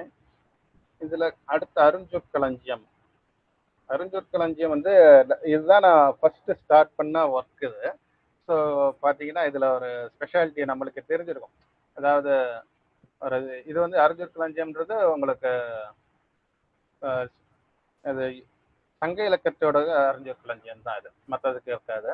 ஸோ சங்க இலக்கியத்தை பத்தி நம்ம சொல்லணும்னா அதுலயே ஒரு ஸ்பெஷாலிட்டி இருக்கும். நம்ம அதாவது ஜஸ்ட் சங்க இலக்கியத்தை பத்தி சொல்லணும்னா அது நம்ம என்ன சொல்றது, அது நம்ம சாதாரணமா சொல்லப்போ அது காதல் வீரம் பற்றி சொல்லக்கூடிய ஒரு பாடல்கள் அப்படின்னு சொன்னாலும் அதுல நம்மளுக்கு கிடைக்கக்கூடிய இன்ஃபர்மேஷன் பார்த்தீங்கன்னா எக்கச்சக்கம் கிடைக்கும். ஃபார் எக்ஸாம்பிள் இந்த ஒரு கட்டுரை எடுத்து காட்டுறேன் பாருங்க. இது அகநானூர்ல இருந்து ஒரு பாடல். இது என்னன்னா காதலன் வந்து வேலையை முடிச்சுட்டு, அதாவது வெளியூர் போய் வேலை முடிச்சுட்டு திருப்பி மனைவி காதலில மனைவி சந்திக்க வரும்போது அவளை ஒரு பீர்க்கம் பூவை பார்த்து அந்த மனைவியோட முகத்தை நினைச்சுக்கிறான். இதுதான் கான்செப்ட். இது வந்து ஒரு அதாவது காதலை சொல்லக்கூடிய ஒரு பாட்டு. ஆனா இந்த பாட்டுல நம்மளுக்கு எவ்வளவு இன்ஃபர்மேஷன் இருக்கு, அடிஷனல் இன்ஃபர்மேஷன் இருக்குன்னு பாத்தீங்கன்னா, அவர் எப்படி விளக்குறாருன்னு பாருங்க. அந்த நக்கீரர் எழுதிய பாட்டு இது. அதுல அதாவது அவ எந்த ஊர்ல இருந்து வராரு, முசிறி. முசிறியில வந்து அந்த துறைமுகம் இருக்கும் நகர் முசிறி அப்படின்னு ஒரு விளக்கம் வருது. ஸோ அப்ப வந்து முசிறின்றது ஒரு ஒரு போர்ட் சிட்டி. அதுக்கப்புறம் அதுல வந்து பாண்டிய அரசர் முசிறியை கைப்பற்றினார்ன்ற இன்ஃபர்மேஷன் அதுல வருது. அது என்னன்னா, பாண்டியன் வந்து பாண்டியன் அங்க வந்திருக்கும்.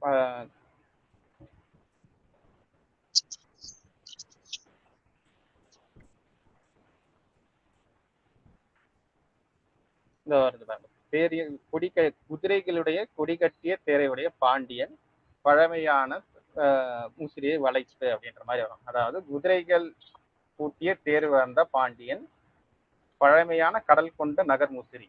அதே மாதிரி அதுக்கடுத்து அவர் நடந்து போறப்போ ஒரு வௌவால் வந்து அவரை கடந்து போகுது. ஸோ அந்த வௌவாலை வந்து எக்ஸ்பிளைன் பண்றாரு. அது என்னன்னா, உங்களுக்கு அந்த வௌவாலோட கால் கலர் என்ன கலர்ல இருக்கு அப்படின்றது. ஸோ இது வந்து ஜுவாலஜில வந்துருது.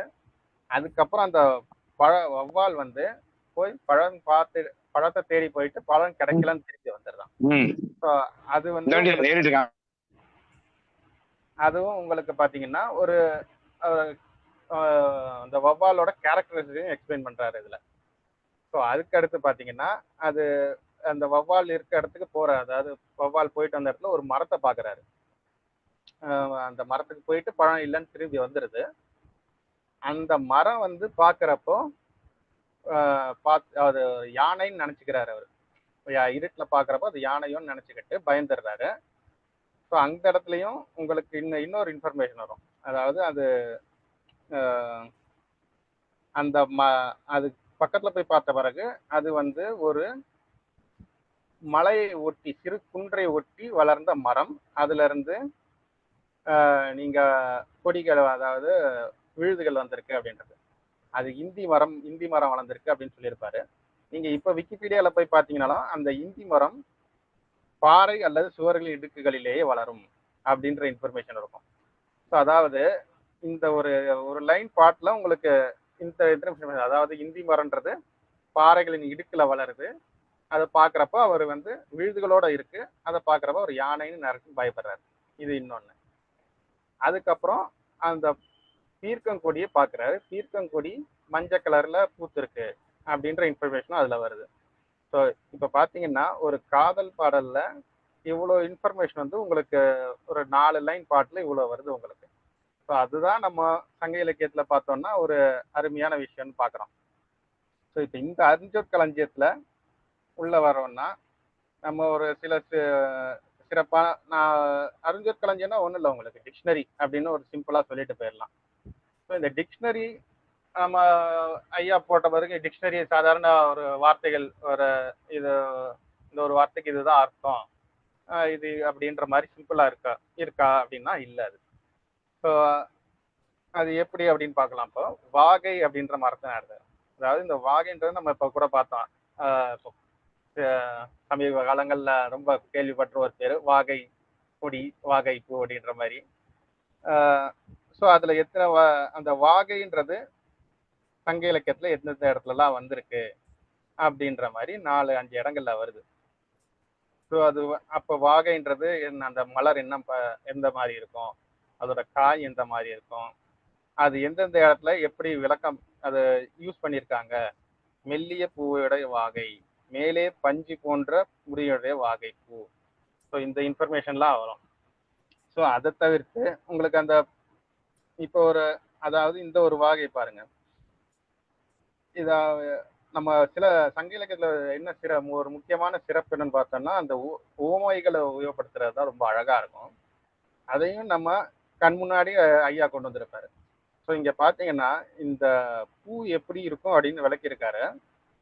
அந்த பூ வந்து அந்த காட்டுப்பன்றியோட கொம்பு போல இருக்கும் அப்படின்றதான் அதோட எக்ஸ்பிளனேஷன்.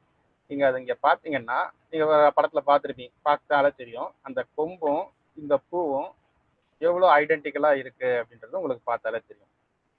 ஸோ இதுதான் நான் சொல்றேன். இந்த ஒரு டிக்ஷனரின்றதை விட அதுக்கு பின்னாடி இருக்க எஃபர்ட், அதுக்கான அந்த உழைப்பு தான் நம்ம பார்க்க வேண்டியிருக்கு. இதுல நம்ம கண் முன்னாடி கொண்டு வரோம். இப்ப நம்ம இந்த பூவை நம்ம நேர்ல பார்த்தது இல்ல, காட்டுப்பன்றியும் நம்ம ரொம்ப ரேரா தான் பார்த்துருப்போம். ஸோ நம்மளுக்கு ஒரு இதை அந்த புக்கை இந்த வெப்சைட்டை பார்க்குறப்பே நம்மளுக்கு ஒரு ஐடியா கிடைக்கிற மாதிரி அந்த அளவுக்கு இதுல ஒரு எஃபர்ட் இருக்கு. ஸோ இதே மாதிரி ஒரு விஷயம் பார்க்குறேன். அடுத்து பார்த்தீங்கன்னா காரம் அப்படின்ற ஒரு வார்த்தை இருக்கும். காரம்னா நம்ம சுவை காரம் இல்லை, இது ஒரு வகை முதலை. அதாவது நம்ம இப்ப பார்க்குறப்ப கங்கை நீர் முதலை அப்படின்னு சொல்லுவோம். இது நம்ம பார்த்தாலே தெரியும் உங்களுக்கு. கங்கை நீர் முதலை இங்கே கிடையாது. அதாவது தமிழ்நாட்டிலேயோ ஆந்திராலேயோ கர்நாடகாலையோ எங்கேயும் கிடையாது. முக்கால்வாசி கங்கையும் அதை ஒட்டி நிலப்பரப்புகள்லையும் ஆறுகள்லையும் இருக்க அந்த முதலையை பற்றின விஷயம் இங்க இருக்க சங்க இலக்கிய பாடல்ல இருக்குன்றது. நம்ம பாலகிருஷ்ணன் ஐயா சொல்ற மாதிரி இது ஒரு பேன் இண்டியன் லிட்ரேச்சர் அப்படின்றதுக்கு இது ஒரு ஆதாரமா கூட எடுத்துக்கலாம், இந்த காரம்ன்ற முதலையை பற்றி. அதே மாதிரி இந்த இதுல இன்னொரு முக்கியமான கிராஸ் லிங்கிங்கும் இருக்கும். அதாவது இப்ப நம்ம யானைக்கே நம்ம யானைன்றோம், களிர்ன்றோம், இந்த மாதிரி வார்த்தைகள்லாம் நிறைய யூஸ் பண்றோம். ஸோ அந்த மாதிரி ஒரு விஷயங்கள்ல இந்த கூகை அப்படின்றது நம்ம பார்த்துருப்போம். கூகை அப்படின்னு நம்ம பார்த்துருந்தீங்கன்னா உங்களுக்கு படம் பார்த்தா தெரியும். ஸோ இந்த கூகை நம்ம நிறைய வாட்டி நியூஸ்ல பார்த்துருப்போம். வெளிநாட்டு ஆந்தைன்னு சங்க காலத்துலேருந்தே நம்ம ஊர்ல தான் இருக்க போல இருக்கு. இருந்தாலும் அதுக்கு இன்னும் இந்தியன் சிட்டிசன்ஷிப் கிடைக்கல. அதில் பார்த்தீங்கன்னா அதுக்கு என்னென்ன பேர், ஆண்டலை, ஊமன், குடிங்கை, குரால், அந்த மாதிரி நீங்கள் அது எந்த கிளிக் பண்ணீங்கனாலும் அந்த இடத்துக்கு போகும். குரால்ன்றப்போ உங்களுக்கு குரால் அங்கே.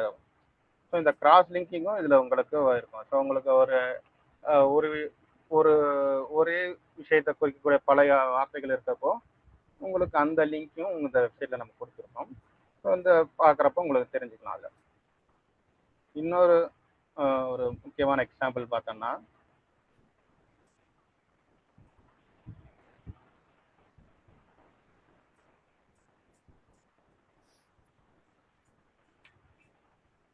ஸோ இதக்கை அப்படின்ற ஒரு வார்த்தை.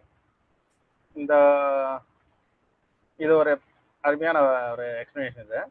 இது பார்த்தீங்கன்னா ஒரு சீன் என்னன்னா, ஒரு நடுக்கல் இருக்கு. நடுக்கல்ல ஒரு வீரன் இருக்கான். ஸோ அந்த வீரனை யானை மனிதன் நம்பி எட்டி மிதிக்குது. ஸோ அது மிதிக்கிறப்ப அது கால் நகம் டேமேஜ் ஆகி கீழே விழுந்துருது. ஸோ இதுல உங்களுக்கு இன்ஃபர்மேஷன் எவ்வளோ வந்துன்னு பார்த்தீங்கன்னா, அதாவது நடுக்கல் வழிபாடு ப்ளஸ் உங்களுக்கு அது கல்லில் செஞ்சுருக்காங்க அப்படின்ற ஒரு விஷயம். அதே மாதிரி இப்போ யானையோட ஒரு கேரக்டரைசேஷனும் நம்ம இதில் கொடுக்குறாங்க. அதே மாதிரி இங்கே என்னன்னா, அந்த நகம் கீழே விழுந்தது எப்படி இருக்குன்னா, அந்த நுங்குக்கு மேலே இருக்க இதக்கை மாதிரி இருக்கு அப்படின்றாரு. நீங்கள் இப்போ கம்பேரிட்டிவ் பார்த்தீங்கன்னா நம்ம யானையோட காலில் பார்த்து அந்த நகம் எப்படி இருக்குன்றதும் இங்கே படத்தில் அவர் இதக்கை அப்படின்னு காட்டுறதும் எப்படி இருக்குன்னு பார்த்துக்கலாம். ஸோ இந்த வெப்சைட் எப்படின்னா, உங்களுக்கு ஆராய்ச்சியாளர்களுக்கு மட்டும் இல்லாமல் ஒரு சாதாரணமாக ஒரு தமிழ் ஆர்வலர் ஆரம்பிக்கிறப்போ உங்களுக்கு என்னென்ன எப்படி இருக்குமோ இது நம்மளுக்கு தெரியாது. இப்போ இதக்கைன்னா யாருக்கும் தெரிய போகிறதில்ல.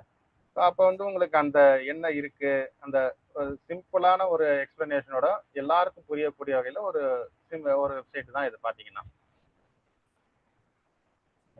இதே மாதிரி இன்னொரு இது எனக்கே ரொம்ப வியப்பான ஒரு விஷயம். இது நம்ம இதுல நம்ம ஒரு தொடர்புன்னு பார்த்துக்கலாம். நம்ம ரொம்ப காலமா ஸ்கூல்ல படிச்சிருப்போம், வெச்சி கரந்தை எல்லாம் படிச்சிருப்போம். ஆனா இந்த வெச்சின்றது நம்ம வழக்கமா எங்கெங்கயோ பார்த்து இன்னும் வீட்டுகள்ல வளர்க்கப்படுற ஒரு அலங்கார பூவா நம்ம பார்த்துக்கிட்டு இருக்கோம். ஸோ அந்த கம்பேரிட்டிவும் நம்ம பார்த்துக்கணும். அதாவது இப்போ நம்ம தொடர்பு அந்த காலத்துல இருந்து தொடர்பு இன்னமும் இருந்துகிட்டு இருக்கு அப்படின்றதும் நம்மளுக்கு இந்த படங்களை பார்க்குறப்ப தெரியுது.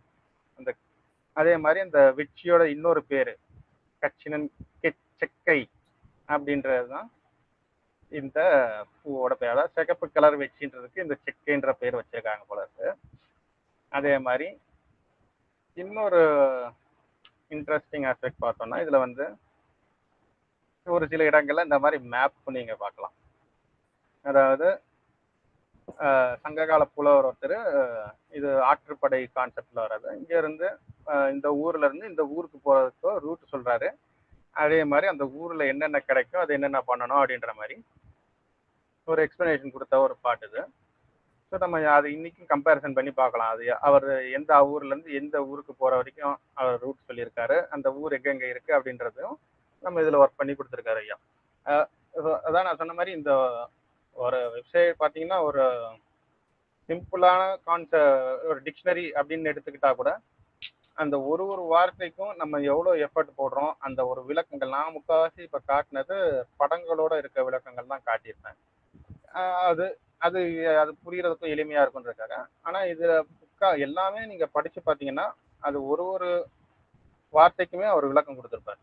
அது எங்கெங்க அது எந்தெந்த மாதிரி பதத்துல உபயோகப்படுத்தியிருக்காங்க அப்படின்ற விஷயமும் அதுல இருக்கும். ஸோ இது வந்து அருஞ்சொற்களஞ்சியம். இது பாத்தீங்க இதுதான் அருஞ்சொற்களஞ்சியம் செக்ஷன். இது 3 முடிச்சிட்டோம் நம்ம. இப்ப அடுத்து பாத்தீங்கன்னா 10 சங்கச்சோலை. சங்கச்சோலை வந்து தனியா ஒரு வெப்சைட் அது தனியா இருந்தது. அதை நம்ம உள்ள இன்டகிரேட் பண்ணியிருக்கோம். இதுல ஐயா ஒரு சிம்பிளான ஒரு செக்ஷன் தான். பட் ஆனா ரொம்ப ஒர்க் எடுத்துக்க அடிநேர் உரை பார்த்து சொல்லியிருப்பாரு ஐயா. பேஸ்லயே சொன்னாரு. அதாவது இங்க இருக்க அனைத்து என்ன சொல்றது 10 பாட்டு 8 தொகை எல்லாத்துக்குமே உங்களுக்கு அடிநேர் உரை கொடுத்துருக்காரு.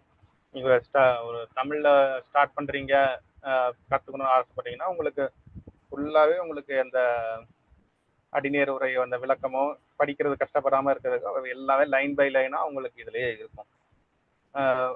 இது வந்து ரொம்ப டீட்டெயிலா சொல்லணும்னு அவசியம் இல்லை. உங்களுக்கு பார்த்தாலே தெரிஞ்சிருக்கும் அது எவ்வளோ ஒர்க். ஃபுல்லாவே அந்த புக் ஃபுல்லாவே அடிநேர் உரை கொடுத்துருப்பாரு. நற்றிணையா இருக்கட்டும், இது பார்த்தீங்கன்னா எவ்வளோ பாட்டு இருக்குன்னு பார்த்தாங்க. இது வந்து செக்ஷன் பை செக்ஷன் நம்ம கொடுத்துருப்போம். இதை வந்து உங்களுக்கு ஒரு ரெஃபரன்ஸ் பாயிண்டாகவும் யூஸ் பண்ணிக்கலாம், இல்லை லேர்னிங் பர்பஸ்க்காகவும் நம்ம பார்த்து பண்ணுற மாதிரி இருக்கும். அடுத்து பார்த்தீங்கன்னா சில கட்டுரைகள், இது எல்லாமே கட்டுரைகள். உங்களுக்கு கட்டுரைகள்ன்றப்போ நம்ம இதில் வழக்கமான முக்கால்வாசி பார்த்தீங்கன்னா ஒரு கதைகளோட தான் எழுதியிருப்பாரு ஐயா. அதாவது சாதாரணமாக கட்டுரைனா உங்களுக்கு போரிங்காக இருக்கக்கூடாது, அந்த மாதிரி இல்லாமல் அது ஒரு ஸ்டோரி லைன் மாதிரி வரும். அதே மாதிரி உங்களுக்கு ஒரு இன்ட்ரெஸ்டிங்காக இப்போ நம்ம தற்காலத்துக்கு ஏற்ற மாதிரி ஒரு சில கதைகள் இருக்கும். இதில் முக்கியமாக நம்ம பார்த்தோம்னா நம்ம ஃபேமஸாக படத்துலலாம் பார்த்தோம் அந்த மலர் காட்சி அப்படின்றது வரும். அதாவது நம்ம 99 வகை மலர்கள் பார்த்துருப்பாங்க. ஸோ அந்த பேர் மட்டும்தான் நம்மளுக்கு முக்கால்வாசி தெரியும். அந்த மலர்களோட படங்களோட அது எங்கெங்கே இருக்கு அப்படின்ற பேர், சயின்டிஃபிக்கல் நேம், அது எல்லாமே சேர்த்து இந்த வலைப்பக்கம் தான் நீங்கள் பார்த்துக்கலாம். அது என்னென்ன மலர்கள் எந்த இருந்தது அப்படின்ற வரைக்கும் உங்களுக்கு வந்துடும். அதில் ஸோ அதாவது இந்த ஒரு நீங்கள் யோசிச்சு பார்க்கலாம், இந்த ஒரு பேஜில் உங்களுக்கு எவ்வளோ எஃபர்ட் இருந்திருக்கு அதுக்கான ஒர்க் பார்த்துக்கணும் நீங்கள். அதே மாதிரி இன்னொரு சில ஒரு சில கட்டுரைகள் காட்டுறேன் பாருங்க. நெடுநெல்வாடையில் யவனர் காட்சி. அதாவது நம்மளுக்கு தெரிஞ்சிருக்கும், அந்த காலத்துலேருந்தே நம்ம என்ன சொல்ல யவனர்களோட இந்த வணிக தொடர்பில் இருந்தாங்க, அங்கேருந்து என்னென்ன நிறைய பிஸ்னஸ் பண்ணாங்க அப்படின்ற விஷயங்கள்லாம் வந்திருக்கும். ஸோ அதில் அந்த வர்ணனை, அந்த யவனர்கள் அங்கே என்னென்ன பண்ணிக்கிட்டு இருந்தாங்க அப்படின்ற ஒரு எக்ஸ்பிளனேஷன் தான் இந்த பாட்டில் வரும், இந்த கட்டுரையில் வரும். அதாவது பார்த்தீங்கன்னா அந்த யவனர்கள் வந்து அவங்கள என்ன மாதிரி ட்ரெஸ் போட்டிருந்தாங்க, அவங்க தலையில் என்னென்ன வச்சுருந்தாங்க அப்படின்ற மாதிரி அவங்க சொல்கிற எக்ஸ்பிளனேஷனுக்கும் இப்போ நம்ம ஃபோட்டோஸ், இந்த மாதிரி ஃபோட்டோஸும் இந்த கரெக்டாக பார்த்தீங்கன்னா மேட்ச் ஆகும். அதே மாதிரி அவங்க தலையில் அந்த இலையால் கொண்ட அந்த கிரீடம் மாதிரி வச்சுருந்தாங்க. அதே மாதிரி அவங்க மேனி கலர் என்ன கலரில் இருந்தது, அவங்க அதை என்ன பண்ணிட்டு இருந்தாங்க. ஸோ அதை மாதிரி இது வந்து உங்களுக்கு ஒரு புக்கில் இருந்து இல்லாமல் பல கட்டுரைகள்லேருந்து பல பாடல்கள்லேருந்து ஐயா எடுத்து போட்டிருப்பாங்க. ஸோ இது பார்த்தீங்கன்னா உங்களுக்கு இந்த ஒரு கட்டுரையை படிச்சிங்கனாலே உங்களுக்கு அந்த யவனர்கள் இந்த இங்கே அதாவது அவங்க காவலர்களாக இருந்தாங்க, ப்ளஸ் வாய்க்காப்பாளராக இருந்தாங்க, இந்த மாதிரி என்னென்ன இங்கே தமிழ்நாட்டில் வந்து அவங்க என்னென்ன தொழில் பண்ணாங்க அப்படின்ற மாதிரி விஷயங்கள் எல்லாமே அதில் வந்திருக்கும். அடுத்து பார்த்தீங்கன்னா இது ஒரு எனக்கு ரொம்ப இன்ட்ரெஸ்டா இருந்த ஒரு பாட்டு இது. அறவிலை வணிகன்ட்டு. இது தமிழ் அறிஞர்கள் பலருக்கு தெரிஞ்சிருக்கலாம். இது என்னன்னா ஒரு ஸ்டோரி, சிம்பிள் ஸ்டோரி தான். அதாவது ஒரு மாடு மேய்க்கிற பையன் வந்து அவங்க பண்ணையார் மாதிரி அங்க இருக்கவர்கிட்ட வந்து, ஐயா நான் மத்தியானம் சாப்பாடு எடுத்துட்டு வரல, மாடெல்லாம் மேய்ஞ்சிருச்சு, நான் வீட்டுக்கு போய் சாப்பிட்டு வந்துடுறேன் அப்படின்னு சொல்றான். அதுக்கு அவர் சொல்றாரு, நீ வீட்டுக்கெல்லாம் போவேணாம்ப்பா, நீ இங்கேயே சாப்பிட்டுட்டு இருந்துக்க, நாளைக்கும் சாப்பாடு எடுத்துட்டு வர வேண்டாம் அப்படின்ற மாதிரி சொல்றாரு. அப்ப பக்கத்துல இருக்கவங்க, என்னப்பா இந்த மாதிரி ரொம்ப தாராளமா இருக்கே, என்ன விஷயம் அப்படின்னா, எல்லாம் அவர் சொல்றாரு, இதோ போற போக்குல புண்ணியத்துக்காக நம்ம இதெல்லாம் செய்ய வேண்டியிருக்கு அப்படின்ற மாதிரி அந்த மாதிரி வழக்கமான பேச்சுல வருது. அப்ப அந்த அவரு அந்த இடத்துல ஒரு புலவர் வந்து உட்கார்ந்துருக்காரு. அவரும் அந்த அந்த வீட்டுல தான் வந்து சாப்பிட்டுருக்காரு. சாப்பிட்டு வந்து உட்கார்றாரு. அப்ப பேசிட்டு இருக்காங்க. இப்ப நீ செய்யற மாதிரிதான் நம்ம ராஜாவும் இந்த புண்ணியத்துக்காக தான் நம்ம எல்லாம் செய்யறாரு போல இருக்கு அப்படின்ற மாதிரி சொல்றாரு. அப்ப அந்த புலவர் வந்து சொல்றாரு, ஏன் நான் ஒரு கருத்து சொல்லாமா அப்படின்னு கேட்டு சொல்றாரு. அதே மாதிரி அவரு நீங்க யாருன்னு கேட்கறப்ப அவர் அந்த பேரெல்லாம் சொல்றாரு. உங்களுக்கு இந்த மாதிரி நான் இந்த ஊர்ல இருந்து வந்திருக்கேன், இந்த மாதிரி இது என்னோட பேரு அப்படின்ற மாதிரிலாம் எக்ஸ்பிளைன் சொல்லிட்டு ஒன்று சொல்றாரு. அதாவது நீங்க புண்ணியம் கிடைக்கும் அப்படின்ட்டு நீங்க ஒரு விஷயம் நல்லது செய்யறதுன்னா, அது வந்து உப்பு வாங்கிட்டு நெல்லை கொடுக்குற ஒரு வணிகன் போன்றது. அந்த மாதிரி அந்த அதற்கான என்ன சொல்றது, அந்த ஒரு பிசினஸ் பண்ற மாதிரி தான் அந்த புண்ணியம் அப்படின்ற மாதிரி சொல்றாரு. அதாவது அப்படின்றா ராஜாவும் அந்த மாதிரி பிசினஸ் பண்ற மாதிரி தான் பண்றாரா அப்படின்ற மாதிரி சொல்றாரு. இல்ல, உங்க ராஜா வந்து உங்கள் மன்னர் நன்கு அறிவேன், முன்பு அவரிடம் பல காலம் பழகியிருக்கேன், பாடி செல்லும் என்னை போல இரவலருக்கு பொன்னையும் மணியும் யானைகளும் வாரி வாரி வழங்கும் புறவலன். அது மாதிரி சொல்லிட்டு அவர் ரொம்ப நல்லவர், அந்த மாதிரி இல்லை அப்படின்ற மாதிரி சொல்லுவாரு. அதாவது இதுல விஷயம் என்னன்னா, உங்களுக்கு நீங்க புண்ணியம் செய்யறது வந்து அடுத்த ஜென்மத்துல உங்களுக்கு நல்லது நடக்கும் அப்படின்ற மாதிரி நீங்க இந்த வருஷம் நல்லது செய்யக்கூடாது. அப்படி செஞ்சீங்கன்னா அது நீங்க ஒரு பிசினஸ் செய்யற மாதிரி தான் அப்படின்ற ஒரு விளக்கத்தோட வர மாதிரி ஒரு பாட்டு இருக்கும். ஸோ இந்த கட்டுரைக்கு வந்து நம்ம என்ன சொல்றது, இப்போ இந்த ஒரு கட்டுரையிலேயே உங்களுக்கு நிறைய இன்ஃபர்மேஷனும் உங்களுக்கு சேர்த்து கொடுத்துருப்பாரு. அதாவது பொதிகை மலை சாரல்ல இருந்து வர மாதிரி அந்த எக்ஸ்பிளனேஷனோட சேர்ந்து இந்த கட்டுரை இந்த காலத்துக்கும் பொருந்துற மாதிரி ஒரு அர்த்தத்துல வரும். அது நீங்க பார்த்தாலே தெரிஞ்சிருக்கும். அதே மாதிரி இதுல பாத்தீங்கன்னா சில கட்டுரைகள் வந்து ரொம்ப யூனிக்கான தமிழ்ல இருக்க ஸ்பெஷலிஸ்ட் பாத்தீங்கன்னா,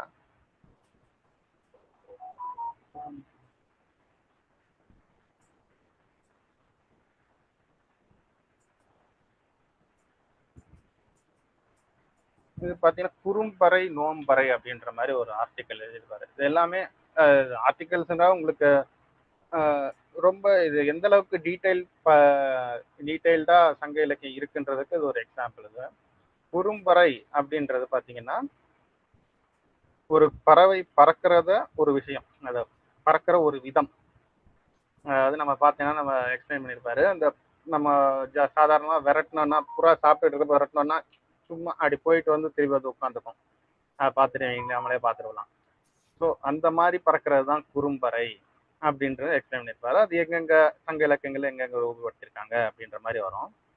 அதே மாதிரி இதே குறும்பறை ஒரு கொக்கு செஞ்சிருந்தா எப்படி இருக்கு, அது முதல்ல நம்ம புறா நம்ம பார்த்துருப்போம். இது நீங்க இமேஜின் பண்ணி பார்க்கலாம். ஒரு கொக்குன்றது நம்ம ஊர் பக்கங்கள்ல கூடு கட்டியிருக்கோம். அது இது எப்படி எக்ஸ்பிளைன் பண்ணிருப்பாங்கன்னா, ஒரு வீட்டுல ஒரு கல்யாணமாயி புது பொண்ணு வந்து ஒரு ஸ்வீட் செய்ய போறா, அவல் பாயாசம் செய்ய போறா. அதுக்கு அது ஊமி போட்டு குத்துறாங்க.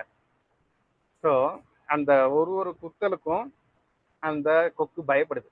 அதை பயந்து அடுத்த மரத்துல போய் உட்காருது. திருப்பி அடுத்து குத்துறப்ப அடுத்த மரத்துல போய் உட்காருது. ஸோ இந்த மாதிரி விஷயங்கள் நடந்துகிட்டு இருக்கு. இதுதான் அந்த குறும்பறை. ஆனா இதை எக்ஸ்பிளைன் பண்றப்பயே உங்களுக்கு அந்த வாழ்க்கை முறையும் அதுல எக்ஸ்பிளைன் பண்ணியிருப்பாரு. அதாவது கல்யாணம் நடந்தது, கையில வளையல் போட்டிருந்தது, பிளஸ் அந்த குத்துறது, கல்யாணம் புது நெல்லுல செய்யறாங்க அந்த பாயாசம். ஸோ இந்த மாதிரி விஷயங்களும் உங்களுக்கு படிக்க படிக்க உங்களுக்கு அந்த காலத்துக்கே போற மாதிரி இருக்கும். அதே மாதிரி உங்களுக்கு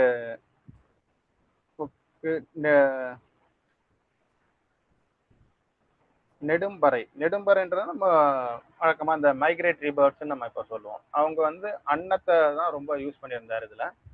அன்னம் வந்து இங்க இருந்து இமயமலை, அதாவது அவங்க வெளிநாட்டுக்கு போறதா அவங்க மேஜரா எக்ஸ்பிளைன் பண்ணல. பட் உங்களுக்கு இமயமலை தாண்டி போகுது அப்படின்ற மாதிரி மீனிங்ல நிறைய உங்களுக்கு இந்த நெடும்பறை அப்படின்ற மாதிரி வந்திருக்கும் அதுல.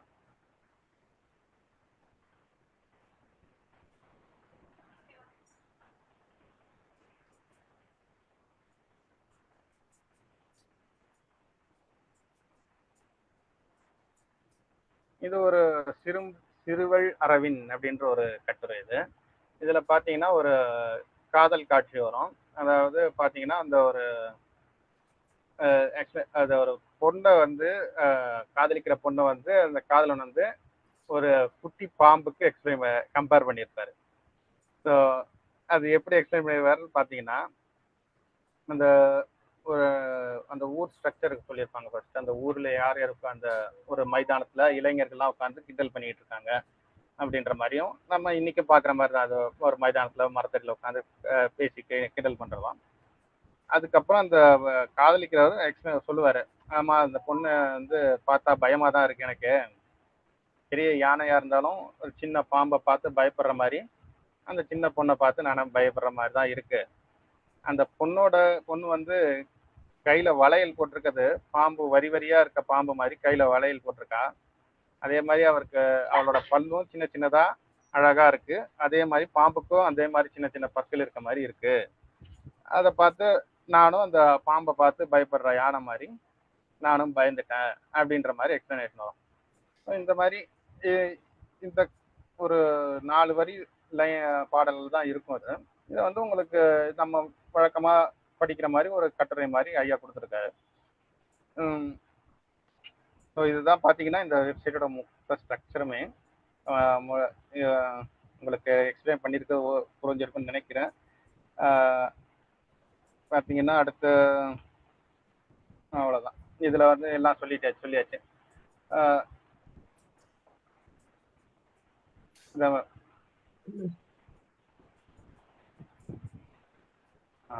இது ஒன்று சொல்லணும்னு நினைச்சேன். அதாவது அசைவுகள் ரொம்ப முக்கியமா ஒரு நகர்வுகள்ன்ற டாபிக்ல வரும். ஒரு அசைவுன்றது நம்ம எதையுமே இப்போ நம்ம அசைது அப்படின்ற மாதிரி வார்த்தைகளாக சொல்றோம். அது அந்த சங்க காலத்துல அந்த எத்தனை வகை அசைவுகளே பல விதமா சொல்றாங்க. அதாவது இவர்தல் அப்படின்ற மாதிரி சொன்னது, நம்ம தவண்டு வரோம் அப்படின்ற மாதிரி சொல்ற நம்ம உபயோகப்படுத்துறதுல இருக்காது. அது முதலை இவர்ந்து வர்றது, அதே மாதிரி பீக்கங்காய் கொடி இவர்ந்து படர்றது அப்படின்ற மாதிரி வார்த்தைகள்ல இருக்கு. அடுத்து பாத்தீங்கன்னா தரியல் அப்படின்றது, தரியல் இல்ல இரிதல்ன்றது பார்த்தோம்னா நம்ம அலறி ஓடுறது அப்படின்ற மாதிரி சொல்ற மாதிரி அர்த்தத்துல இருக்காது. அதாவது நம்ம வழக்கமா இப்போ திருச்சி இந்த படத்தை பார்த்தாலே உங்களுக்கு தெரியும் இந்த மாதிரி ஒரு எக்ஸ்பிளனேஷன்ல அது இருக்குன்ட்டு. அதே மாதிரி பார்த்தீங்கன்னா நம்ம மனிதர்கள்ல பார்க்குறப்போ ஒரு பிரச்சனை இருக்கப்போ நம்ம தெரிச்சு ஓடும் அப்படின்ற மாதிரி சொல்ற மாதிரி அந்த வார்த்தைங்கன்னா பதம் தான் அது. அதே மாதிரி ஊர்தல் அப்படின்றத நம்ம கேள்விப்பட்டிருக்கோம். ஊர்தல்ன்றது நம்ம உருண்டு வர்றது, சக்கரம் உருண்டு வர்றது அப்படின்றது உருண்டு வர்றது. அடுத்து இயலுதல் பார்த்தோன்னா ஒரு என்ன சொல்ற பெருமை மிகுந்த நடை அப்படின்ற அர்த்தத்துல கூட நம்ம எடுத்துக்கலாம். இந்த யானை கம்பீரமா நடந்து வர்றது, அதே மாதிரி நடந்து வர அந்த மாதிரி விஷயங்கள் எல்லாம் பார்த்தீங்கன்னா கம்பீரமா நடந்து வர்றதை பார்த்தீங்கன்னா தெரிஞ்சிருக்கும் உங்களுக்கு. இதெல்லாம் நகர்தல். ஸோ இது பார்த்தீங்கன்னா இந்த அசைவுகள்ல நம்ம அதாவது ஒரு சாதாரண அசைவுன்றதுக்கு நம்ம எவ்வளோ வார்த்தைகள் நம்ம உபயோகப்படுத்திருக்கோன்றது பார்க்கலாம். ஸோ இப்போது ஒரு விஷயம் பார்த்தீங்கன்னா இது எந்த அளவுக்கு நம்ம வெப்சைட் வந்து எளிமைப்படுத்தணுமோ அந்த அளவுக்கு எளிமைப்படுத்தி தான் கொடுத்துருக்கோம். கண்டென்ட்லேயும் சரி நம்ம ஸ்ட்ரக்சர்லேயும் சரி நம்ம எந்த அளவுக்கு எளிமைப்படுத்தலாம் அப்படின்ற மாதிரி தான் நம்ம இருக்கு. அது அதே மாதிரி பார்த்தீங்கன்னா எந்த எல்லாமே சுலபமாக ஆக்சஸ் பண்ணுற மாதிரி தான் நம்ம இந்த வெப்சைட் ஃபுல்லாகவே செஞ்சுருக்கோம். ஸோ அவ்வளோதான் நம்ம எக்ஸ்பிளைன் பண்ணுறது. பார்த்தீங்கன்னா உங்களுக்கு ஏதாவது டவுட்ஸ் இருந்ததுன்னா கேளுங்க. நீங்களும் பார்த்து நல்லா பயன்படுத்தலாம். உங்களுக்கு ஏதாவது கருத்து பின்னூட்டங்கள் இருந்தாலும் கருத்துகள் இருந்தாலும் சொல்லலாம். நன்றி. இறைவாணி மேடம், தேங்க்யூ. நன்றி சார், நன்றி நன்றி. அதாவது பாண்டியராஜ ஐயாவுடைய பெரும் முயற்சிகளை எல்லாம் நீங்கள் ரொம்ப இனிமையா அந்த 4ஆக பிரிக்கப்பட்ட வகைப்பாடு தமிழ், கணிதம், கணினி அனைத்தும் இணைந்த ஒரு வலைப்பக்கத்தினை பாருங்கள், படியுங்கள், பயன்பெறுங்கள் என்ற வகைமையில் எடுத்துரைத்தமைக்கு நன்றி. பங்கேற்பாளர்கள் தங்களுடைய கருத்துரை வழங்கலாம். பங்கேற்பாளர்கள் ஏதேனும் சந்தேகம் இருந்தால் ஐயாவுடையும் கேட்கலாம், அருணேஷ் அவர்கிட்டையும் கேட்கலாம். ரொம்ப பிரமிப்பா இருக்குதுங்க ஐயா. அது அந்த பன்றியோடது, இந்த கொழு, ஏற்கலப்பை இதெல்லாம் வந்து நான் சின்ன வயசுல பார்த்தது. அந்த சங்குப்பூ இதுக்கு போய் தேடி எடுக்கிறதுங்கிறது வந்து எனக்கு தெரியும். ஒவ்வொரு ரெஃபரன்ஸுக்கும் ஒவ்வொரு வடிவமைப்புக்கும் அந்த தேவையான படங்களை வந்து சரியான ரெசல்யூஷன்ல தேடுறதுங்கிறது வந்து மிகப்பெரிய அயற்சி ஊட்டக்கூடிய ஒரு வேலை. அதை இவ்வளவு ஒரு பெரிய அரசு, ஒரு பெரிய பல்கலைக்கழகம் செய்ய வேண்டியதை வந்து நீங்களும் அருணேஷும் பண்ணியிருக்கிறத பார்க்கும்போது ரொம்ப பிரமிப்பா மகிழ்ச்சியா இருக்கு. அது மேல ஒரு காதலே வந்துடுச்சு. நம்ம ஒவ்வொரு பாடலாண்டுமே எடுத்து ஒரு நாளைக்கு ஒரு பாடலையாவது எடுத்து பார்க்கணும் அப்படிங்கிற ஒரு ஆர்வத்தை கொண்டாந்து கொடுத்துருக்கு. மகிழ்ச்சி. இன்னும் நேரில் பார்க்கும்போது நம்ம நிறைய பேசுவோம். ரொம்ப சந்தோஷமா இருக்கு. ரொம்ப மகிழ்ச்சி. நன்றி ஐயா. வேறு யாராவது உங்கள் கருத்துக்களை பகிர்ந்துக்கிறதுனாலும் சொல்லலாம். குழுல நிறைய பேர் இருக்கிறீங்க. அது குறிப்பா வந்து தமிழ்ல ஆர்வம் உள்ளவர்கள் நிறைய பேர் இருக்கிறீங்க. கல்லூரிகள்ல பணியாற்றவங்க நீங்க எப்படி இதை மாணவர்கள்ட்ட கொண்டு போய் சேர்க்கலாம் அப்படிங்கிற மாதிரி நீங்க கொஞ்சம் கருத்தை சொன்னீங்கன்னாக்கா பிறருக்கும் பயனுள்ள வகையில இருக்கும். அப்படி நீங்க யோசிச்சு பாருங்க. அல்லது தமிழ் சங்கங்களை சார்ந்தவங்க எப்படி இதை வந்து பொதுமக்களுக்கு கொண்டு சென்று சேர்க்கலாம் அப்படிங்கிற உங்க கருத்தையும் நீங்க கொஞ்சம் சொல்லுங்க, பகிர்ந்துக்கலாம். வணக்கம். நான் இந்த பாண்டியராஜ ஐயாவுடைய நூல்களை வந்து மெய்ப்பு பணி பாக்குற அந்த வகையில நான் இந்த இன்னைக்கு உள்ள உரையை பற்றி கொஞ்சம் பேசலாம் அப்படின்னு நினைக்கிறேன்.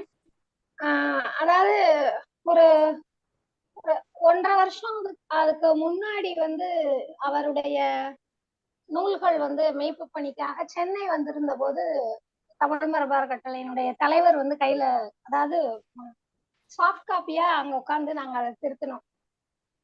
கிட்டத்தட்ட 2 வருஷத்துக்கு மேல இருக்கும்னு நினைக்கிறேன். அப்போ நூல்களை பார்க்கும் பொழுது இவர் தமிழ் அறிஞர் கிடையாது, ஆனா இவர் எப்படி இவ்வளவு நூல்களை எழுதியிருக்காரு என்ன ஏதுன்னு நான் ஒரு அசால்ட்டா தான் அந்த மெய்ப்பு பணியை கொஞ்சம் ஆரம்பிச்சேன். அதாவது ரொம்ப சீரியஸா எல்லாம் பண்ணல, என்ன எழுதிக்க போறாரு அப்படிங்கிற மாதிரி. அதாவது 2 விஷயத்துல எனக்கு இருந்தது. ஒண்ணு, என்ன செஞ்சிருக்காருன்னு நம்ம பார்க்கதான் செய்வோமே, ஒரு எளிமையான வடிவத்துல கொடுத்துருக்கேன்னு அவர் சொல்றாரு. ஒண்ணு, நிறைய படங்கள் இருந்தது. அந்த படங்களை எல்லாம் பார்க்கும்பொழுது அதெல்லாமே கூகுள்ல இருந்து எடுத்ததாக இருந்தது.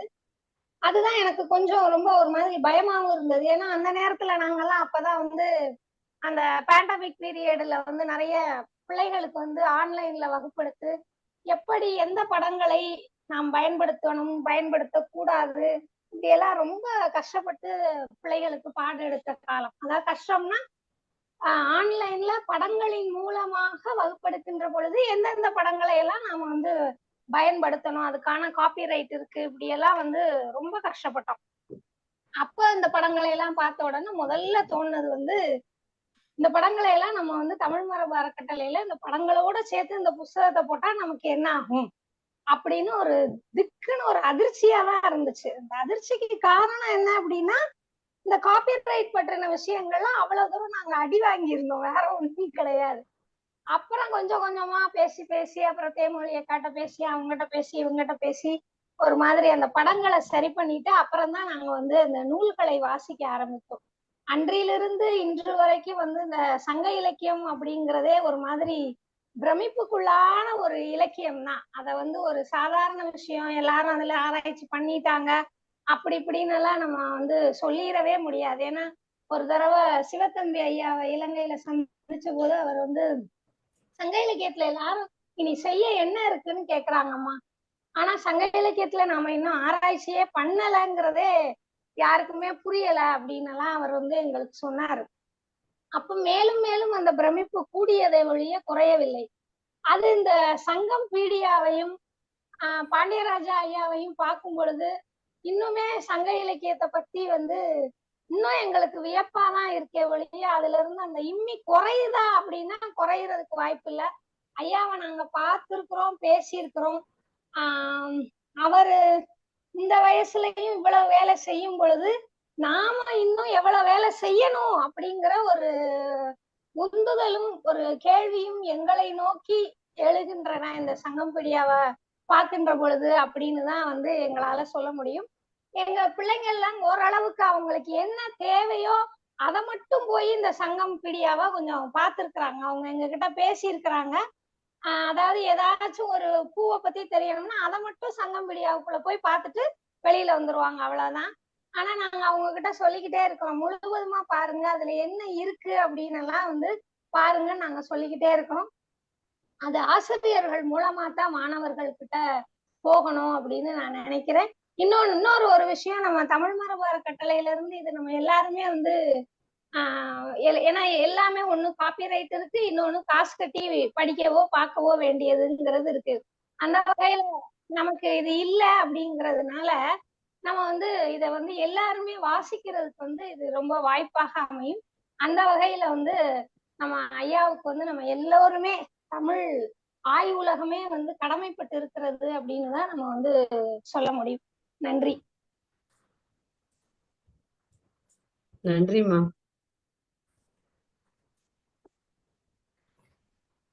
நல்ல ஒரு கீவேர்ட் மாதிரி ஒரு விஷயம் சொன்னீங்க பாப்பா. நீங்க அதாவது சங்க இலக்கியத்துல இது வரைக்கும் நாம என்ன ஆய்வு செய்திருக்கிறோம், சங்க இலக்கியத்துல முழுமையா ஆய்வு செய்து விட்டோமா அப்படின்னு.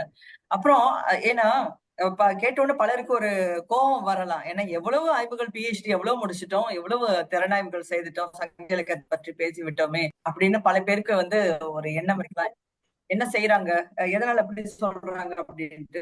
ஆனால் எந்த பார்வையோட இந்த ஆய்வுகளை நிகழ்த்தி இருக்கிறாங்க அப்படிங்கிறதுக்குதான் நமக்கு இப்போ ஒரு மீளாய்வு செய்யறதுக்கு இந்த சங்கம்பீடியா நமக்கு இப்போதுக்கு உதவும். இந்த காலம் அப்படிங்கிற வரலாற்றையும் மிக சரியாக தேடக்கூடிய ஒரு வாய்ப்பாக ஒரு காலமாக இது இருக்கின்றது. இந்த காலகட்டத்துல நாம நில எல்லை அப்படிங்கிற போது தமிழ்நாட்டின் இன்றைக்கு வரையறுக்கப்பட்ட நில எல்லையை மட்டும் வைத்துக்கொண்டு நம்ம சங்கம்பீடியா சங்க தமிழை நம்ம ஆய்வு செய்வது முடியாது. அப்ப ஒரு பரந்த ஒரு சிந்தனை போக்கு வேண்டும். இப்போது நாம் சிந்துவெளி நூற்றாண்டில் இருக்கின்றோம், சிந்துவெளி அறிக்கை வெளிவந்த நூற்றாண்டில் இருக்கின்றோம். சிந்துவெளி ஹராப்பா பண்பாட்டு அது தொடர்பான விஷயங்கள், தமிழ்நாடு என்பது ஒரு எல்லை கடந்த மிகப்பெரிய ஒரு எல்லைக்கு உரியது, ஒரு பெரிய ஒரு நாகரிகத்தின் தொடர்ச்சி அப்படிங்கிற ஒரு சிந்தனையோட நம்ம பேசிக்கொண்டிருக்கின்ற ஒரு காலகட்டம் இது இல்லையா? சோ அந்த காலகட்டத்துல நம்மளுடைய பார்வை ஆய்வுகளிலும் ஒரு மாற்றத்தை உள்வாங்கி கொண்டு செயல்பட வேண்டிய ஒரு தேவை நமக்கு நிறையவே இருக்கு. ஏனென்றால் சொல்லியதையே சொல்லி கொண்டிருக்கின்ற ஒரு பேட்டர்ன் அப்படிங்கிறது கடந்த ஒரு 50-60 ஆண்டுகளாக இருந்த ஒரு காலம் மாறி இன்றைய சூழல்ல நமக்கு கிடைத்திருக்க பல்வேறு தரவுகளை பயன்படுத்தி நாம் இந்த சங்கத்தமிழை ஒரு புதிய பார்வை, புதிய கண்களோட நம்ம பார்க்க வேண்டிய ஒரு பார்வை இருக்கு. அந்த மாதிரி பார்க்கும் போதுதான் உண்மையிலே சங்கத்தமிழை நம்ம ஆய்வு செய்திருக்கின்றோமா, சரியாக வரையில் நாம் ஆய்ந்து அதில் செல்கின்றோமா அப்படிங்கிற ஒரு கேள்விக்குறி ஒரு பெரிதா வருது. அப்படி நம்ம ஆய்வு செய்யும் முயற்சிக்கும் பொழுது நமக்கு சங்கம்பீடியா என்பது ஒரு மிக அடிப்படையில் உதவக்கூடிய ஒன்றாக இருக்கின்றது அப்படிங்கிறத பாக்குறோம். இன்றைக்கு பலரும் உலகம் முழுவதும் பலருக்கும் சங்கம்பீடியாவுடைய நம்ம பாண்டியராஜா சாருடைய வலைப்பக்கங்களும் சரி, Facebook பக்கங்கள், அவர் கட்டுரை ரொம்ப பரிச்சயமாகிவிட்டன. அப்படியாக இன்னும் பலரையும் சென்று அடைந்து கொண்டிருக்கின்றது. நான் ஜெர்மனிக்கு திரும்பிய பிறகு அங்கும் ஒரு நிகழ்ச்சி ஒன்று இதை பற்றி செய்யலாம் என்று நினைத்துக் கொண்டிருக்கின்ற சங்கம்பீடியாவை அறிமுகப்படுத்தும் ஒரு நிகழ்ச்சி ஒன்று செய்யலாம்னு நினைத்திருக்கின்றேன். இது மக்களிடம் நாம் கொண்டு சென்று சேர்க்க வேண்டிய ஒரு கடமை இருக்கின்றது. என்னை பொறுத்த வரைக்கும் 2 அமைப்புகள், அதாவது பள்ளிகள், பள்ளி கல்வித்துறை மற்றும் தமிழ்நாடு பாடநூல் நிறுவனம் மற்றும் உயர்கல்வி நிறுவனங்கள், அதாவது கல்லூரிகள், பல்கலைக்கழகங்கள், இதில் இருக்கின்ற துறைகள் தமிழ் துறை மட்டுமல்ல, அது எல்லா துறையுமே, சுற்றுச்சூழல் சார்ந்ததா இருந்தாலும் சரி, அல்லது தொழில்நுட்ப துறையா இருந்தாலும் சரி, எல்லாவற்றிற்குமே எந்த வகையில் தமிழர் பண்பாட்டில் நீண்ட காலமாக தொழில்நுட்பமோ விவசாயமோ அல்லது கலைகளோ எதுவாக இருந்தாலும் அதை எப்படி நாம் ஆராயலாம் என்ற தொடர்ச்சியை பற்றி ஆராய விரும்பினால் நிச்சயமாக இந்த வலைப்பக்கம் உங்களுக்கு மிகப்பெரிய வகையில் உதவியாக இருக்கும். அதுல எந்த கேள்வியுமே இல்லை. ஆனால் இப்படி இருக்கின்றது அப்படிங்கிற ஒன்றை நமக்கு சொல்லணுமா இல்லையா? சங்கம்பீடியா அப்படிங்கிற ஒன்றுல இப்படி ஒரு பொக்கிஷமாக எவ்வளவு விஷயங்கள் கொட்டி கிடக்கு அப்படிங்கிறது எத்தனை பேருக்கு தெரியும்? என்னுடைய தாழ்மையான வேண்டுகோள், இந்த நிகழ்ச்சியை பார்க்கின்ற கேட்கின்ற பேராசிரியர்கள், கல்லூரி பேராசிரியர்கள், பல்கலைக்கழக பேராசிரியர்கள், பள்ளி ஆசிரியர்கள், நீங்கள் நேரடியாக உங்கள் மாணவர்களுக்கு இந்த வலைப்பக்கத்தை அறிமுகப்படுத்துங்கள். ஒரு நாள் கம்ப்யூட்டரை கொண்டாந்து வச்சுட்டு உங்களுடைய மாணவர்களுக்கு முன்னாடி இந்த வலைப்பக்கத்துக்கு போய் எப்படி எல்லாம் நீங்க இதுல சர்வ் பண்ணலாம், எப்படி எல்லாம் நீங்க தீன்னு ஒரு வார்த்தை இருக்கா சார், தீங்கிற வார்த்தை இதுல எந்தெந்த இடத்துல வருது. இப்ப இந்த வலைப்பக்கத்தை பார்க்கும்போது எனக்கு ரொம்ப பிடிச்சதா வந்தது வந்து இந்த கம்பேரட்டிவா ஒண்ணு வரும்.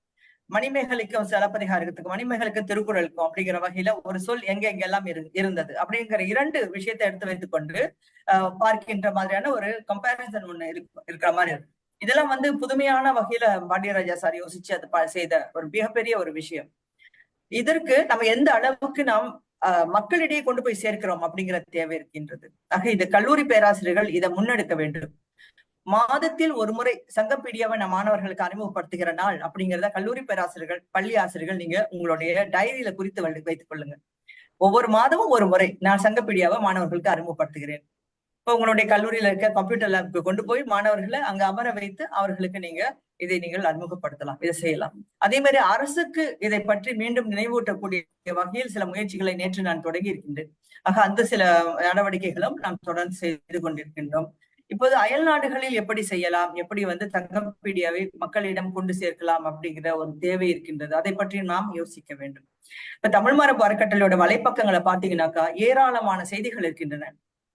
அந்த ஏராளமான செய்தி குவியல்கள்ல இந்த சங்கப்பீடியா அப்படிங்கிற ஒரு மிகப்பெரிய பொக்கிஷமும் இப்ப இணைந்திருக்கின்றது. ஆக இவ்வளவு விஷயங்களை தமிழ் மரபு அறக்கட்டளை நாம் வந்து உலக மக்களுக்காக வந்து இலவசமாக வழங்கி கொண்டிருக்கின்றோம். எல்லாருக்கும் இலவசமாக இந்த அறிவு சார்ந்த விஷயங்களை வழங்க வேண்டும் அப்படிங்கிற நோக்கத்துல. ஆனால் எவ்வாறு நாம் பயன்படுத்துகிறோம் அப்படிங்கிற ஒரு கேள்வி. இப்ப வந்து அமெரிக்காவோ அல்லது கனடா, வட அமெரிக்கா இல்லையா, வட அமெரிக்க நாடுகள், அப்புறம் ஐரோப்பிய நாடுகள், அங்க இருக்கிறவர்களுக்கு பள்ளிகள் இருக்கு, வார இறுதி பள்ளிகள் இருக்கு. அப்ப வார இறுதி பள்ளிகள்லாம் வந்து எந்த வகையில் சங்கப்பீடியாவை நீங்க பயன்படுத்திக் கொள்ளலாம் அப்படிங்கறத உங்களுடைய ஆசிரியர் குழுல நீங்க பேச வேண்டும். அப்படி பேசும் பொழுது மாதம் ஒரு முறை நீங்கள் சங்கப்பீடியாவை மாணவர்களுக்கு அறிமுகப்படுத்துவது, பெற்றோர்களுக்கு அறிமுகப்படுத்துவது அப்படிங்கிற முயற்சிகளை இங்க தொடங்கினால் எங்களுக்கு அது மிகுந்த மகிழ்ச்சியா இருக்கும். அதை பற்றிய செய்திகளை நீங்க தாராளமா எங்களோட பகிர்ந்துக்கலாம். உங்க Facebook பக்கத்திலேயோ அல்லது நம்ம தமிழ் மரபு அறக்கட்டளை வாட்ஸ்அப் குரூப்ல நீங்க இருந்தீங்கன்னா அதுலயும் உங்களுடைய அனுபவங்களை நீங்கள் தாராளமாக பகிரலாம். நம்மிடையே இருக்கின்ற, அதாவது நம்ம கிட்ட மிக குறைந்த விஷயங்கள் இருந்த போது நாம் நிறைய சிரமப்பட்டோம். ஆனா இப்பொழுது நமக்கு பல அதாவது தமிழ் சங்கங்களையும் தமிழ் பள்ளிகளையும் கல்லூரிகளில் மாணவர்கள் பாடம் போதிப்பதற்கும் உள்ள மிக அருமையான ஒரு டூல் நம்ம கையில வந்து இப்ப நமக்கு கிடைச்சிருக்கு. கையில கிடைத்த பிறகு அதை பற்றி நம்ம பேசாமலே இருக்கலாமா? இந்த கேள்விதான் நான் உங்களுக்கு முன்வைக்க விரும்புறது. இப்படி ஒன்று இருக்கா? நேற்றுக்கு ஒரு நண்பரிடம் காட்டிக் கொண்டிருந்தேன். சங்கப்பீடியா சைட வந்து நான் காட்டிட்டு இருந்தேன், ஒரு நண்பர்கிட்ட காட்டிட்டு இருந்தேன். அப்படியே அதிசயிச்சு போயிட்டாங்க. பாக்குற ஒவ்வொருத்தரும் அதிசயிச்சு போறாங்க. எவ்வளவு விஷயங்களா, இதை எப்படி நாம பயன்படுத்தலாம், இதை எப்படி செய்யலாம், அந்த அந்த கணத்தோட விட்டு விடக்கூடாது, அந்த அதிசயத்தோடு நின்று விடக்கூடாது. அடுத்து எவ்வகையில் நாம் நமது பயன்பாட்டிற்கு, ஆய்விற்கு அதை நாம் பயன்படுத்தலாம் அப்படிங்கிற வகையில நாம இதை பற்றி நாம் கட்டாயமாக முயற்சிகளை மேற்கொள்ள வேண்டும். இந்த முயற்சிகளை மேற்கொள்ளும் போது உங்களுடைய அனுபவங்களை நீங்கள் எப்போது வேண்டுமானாலும் தமிழ் மரபு அறக்கட்டளையில் நீங்கள் அதனை பகிர்ந்து கொள்ளலாம். வேறு யாருக்கும் கருத்துக்கள் இருக்கா? நீங்க கருத்துக்கள் இருந்துச்சுனாக்கா நீங்க சொல்லலாம், அல்லது நீங்க பேச விரும்பினாலும் பேசலாம், உரையாடலாம். சுபா நான் பேசுறது கேக்குதா? சரி. எனக்கு வந்து இன்னைக்கு ரொம்ப வீடியோ ரொம்ப தொந்தரவு பண்ணிட்டே இருக்கிறதுனால வீடியோ ஆஃப் பண்ணிட்டேன். Let me try my luck. வந்து வெளியே தள்ளாம இருந்துச்சுன்னா சொல்லி முடிச்சிடுறேன். நான் ஒவ்வொரு எந்த கற்று தமிழ் இலக்கியத்துல எழுதினாலும் பாண்டியராஜா ஐயாவோட வலைத்தளத்துக்கு போய் அதை எல்லாம் பார்த்து அதை நிறைய ஒப்பிட்டு தான் நான் எழுதுவேன். போன வாரம் எழுதின கற்ற வரலும் அப்படிதான் நடந்து செஞ்சிட்டு இருக்கேன். என்ன உண்மையில வந்து என்னோட நூல் ஒண்ணு வந்து பாண்டியராஜா ஐயாவுக்கு தான் காணிக்கை ஆக்கியிருக்கேன்.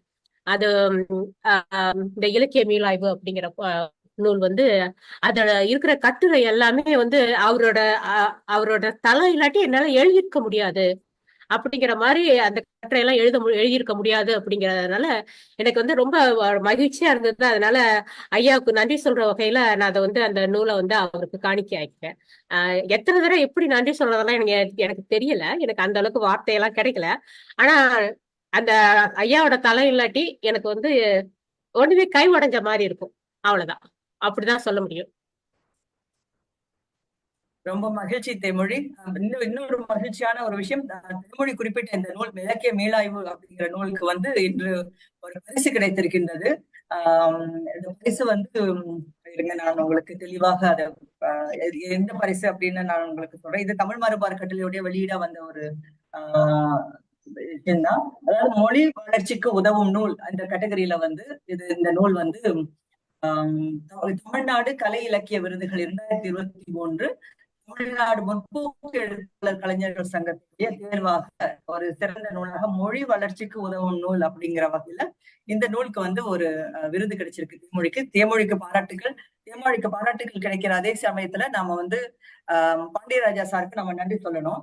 ஏன்னாக்கா இந்த நூலுக்கு வந்து தேமொழி முதல்ல வெளிப்படையாக அவங்க குறிப்பிட்டது போல இந்த நூலுக்கு வந்து ஆய்வுக்கு அவங்களுடைய அந்த மீள் ஆய்வுக்கு இலக்கியத்தை மீள் ஆய்வு செய்வதற்கு அவங்களுக்கு அடிப்படையா இருந்தது பாண்டியராஜா ஐயாவுடைய இந்த வலைப்பக்கத்துல இருக்க விஷயங்கள் தான் அப்படிங்கிறது. இதே போல எத்தனையோ பேருக்கு தரமான விஷயங்கள் கொடுக்கறதுக்கு இந்த வலைப்பக்கம் உதவக்கூடிய வாய்ப்பு இருக்கு.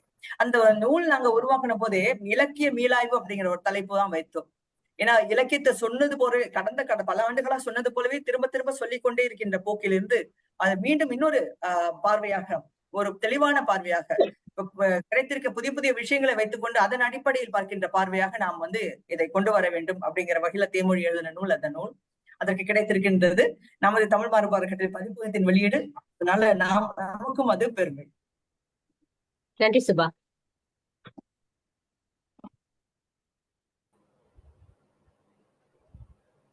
வேறு யாரும் கருத்துரை வழங்குறீங்களா? எனக்கும் ஒரு சின்ன ஐடியா. சொல்லுங்க சார். நம்ம அந்த வாட்ஸ்அப்ல ஒவ்வொரு வாரமும் ஏதாவது இந்த ஒரு சுவாரஸ்யமான ஒரு பகுதியை எடுத்து நம்ம எல்லாரும் படிக்கிறது மாதிரி போட்டு அதுக்கான ஒரு QR கோடை போட்டோம்னா அதை ஸ்கேன் பண்ணும்போது ஐயாவோட அந்த கன்கார்டன்ஸுக்கு வர்றது மாதிரி, நம்ம சங்கம் மீடியாவுக்கு வர்றது மாதிரி ஏதாவது பண்ணலான்னு எனக்கு ஒரு யோசனை தோணுது. பார்ப்போம். அதை நான் ஒன்று மாடல் உங்களுக்கு பண்ணி அனுப்புறேன். ஏன்னா ரொம்ப சுவாரஸ்யமா இருக்கு அந்த வரிகளை படிக்கும் பொழுது. நீங்களே செய்ய ஆரம்பிச்சிருங்க. நீங்களே செய்து வாரம் நீங்களே போட்டுட்டு வாங்க. மகிழ்ச்சி. நல்லது. இதுல கேட்பதற்கு ஒண்ணுமே இல்லை. அதாவது நம்ம தமிழ் மரபு அறக்கட்டளை வலைப்பக்கம் அவ்வளவுதானே. தமிழ் மரபு அறக்கட்டளை நீங்க லோகோ போட்டு நீங்க தாராளமாக தொடர்ந்து செய்து வாங்க. ஒவ்வொரு வாரமும் இதுல இருக்கிற பக்கத்தை போட்டு இது என் சைட்ல இருந்து நான் அதை பண்றேன். மகிழ்ச்சியா இருக்கு. ஏன்னா இது பரவலாக்கம் பெறணும். ஏன்னா நம்ம செய்ய வேண்டிய அடிப்படை விஷயத்தை செய்து வச்சு நிறைய பேர் செய்யாமல் பேசிக்கொண்டே இருப்பாங்க. இப்ப நாம வந்து செய்து வைத்து விட்டோம். பரவலாக்கம் அவ்வளவுதான். ஆசிரியர்கள் வட்டத்துல இது போச்சுனாலே மாணவர்களுக்கு ஈஸியா போயிடும். ஒரு வாட்ஸ்அப்ங்கிறது வந்து இப்ப இன்னைக்கு வேகமா பரவக்கூடிய ஒரு விஷயம். கண்ட செய்தியெல்லாம் வதந்தி எல்லாம் போயிட்டு இருக்க நேரத்துல இதையும் நம்ம முயற்சிப்போமே, எப்படி இருக்குங்கிறத பார்ப்போம். மகிழ்ச்சி. கண்டிப்பா செய்வோம். நீங்க ஆரம்பிச்சிருங்க, இந்த பணியை நீங்க ஆரம்பிச்சிருங்க. சரி, அடுத்து நான் வந்து மிக முக்கியமாக நன்றி சொல்ல வேண்டியது அருணேஷ்க்கு. அது எத்தனை முறை நம்ம நன்றி சொல்வது எனக்கு தெரியல. ஏனென்றால் இந்த ப்ராஜெக்ட் வந்து சார்ட்ட சொல்லிட்டேன். அப்ப அருணேஷ் எனக்கு தெரியாது. நான் கேள்விப்பட்டது இல்ல, அருணேஷ் பற்றி கேள்விப்பட்டது இல்ல. ஆனா பகுதிகளை பாதுகாக்கிற பணியை நாங்க எடுத்துக்கிறோம் அப்படின்னு அவர்கிட்ட சொல்லிட்டு ஒரு சிறிய குழுவா தான் 4 பேர் முதல்ல லெனின், நான், தேமொழி, அப்புறம் சந்திரசேகரன் ஒரு நண்பர், இவங்க எல்லாமே முதல்ல ஆரம்பிச்சோம். அந்த பணியை ஆரம்பிச்சோம். அப்படியே ஆரம்பிச்சு கொஞ்சம் கொஞ்சமாக கட்டுரைகள்ல போடுற பணியை ஆரம்பிச்சு பிறகு அதுக்கு பிறகு வாலண்டியர்ஸ் வேணும்னு கேட்டிருந்த போது அருணேஷ் என்னால முடிந்தது நான் கொஞ்சம் செய்யறேன், CSSல என்னால வந்து செய்ய முடிஞ்சதை நான் ஓரளவுக்கு செய்து கொடுக்குறேன் அப்படின்னு சொல்லிட்டு வந்தாரு. நான் அப்ப இடையில சொன்னேன், நீங்க யாருக்காவது ட்ரைனிங் போட்டு நீங்க அதை பகிர்ந்துக்கிறீங்களா, இது கடல் போல இருக்கு, பெரிய விஷயம் அப்படின்னு. இப்ப அவர் சொன்னாரு, நான் எனக்கு இருக்கிற நேரம் இருக்கும் போது நான் செய்யறேன் அப்படின்ட்டு.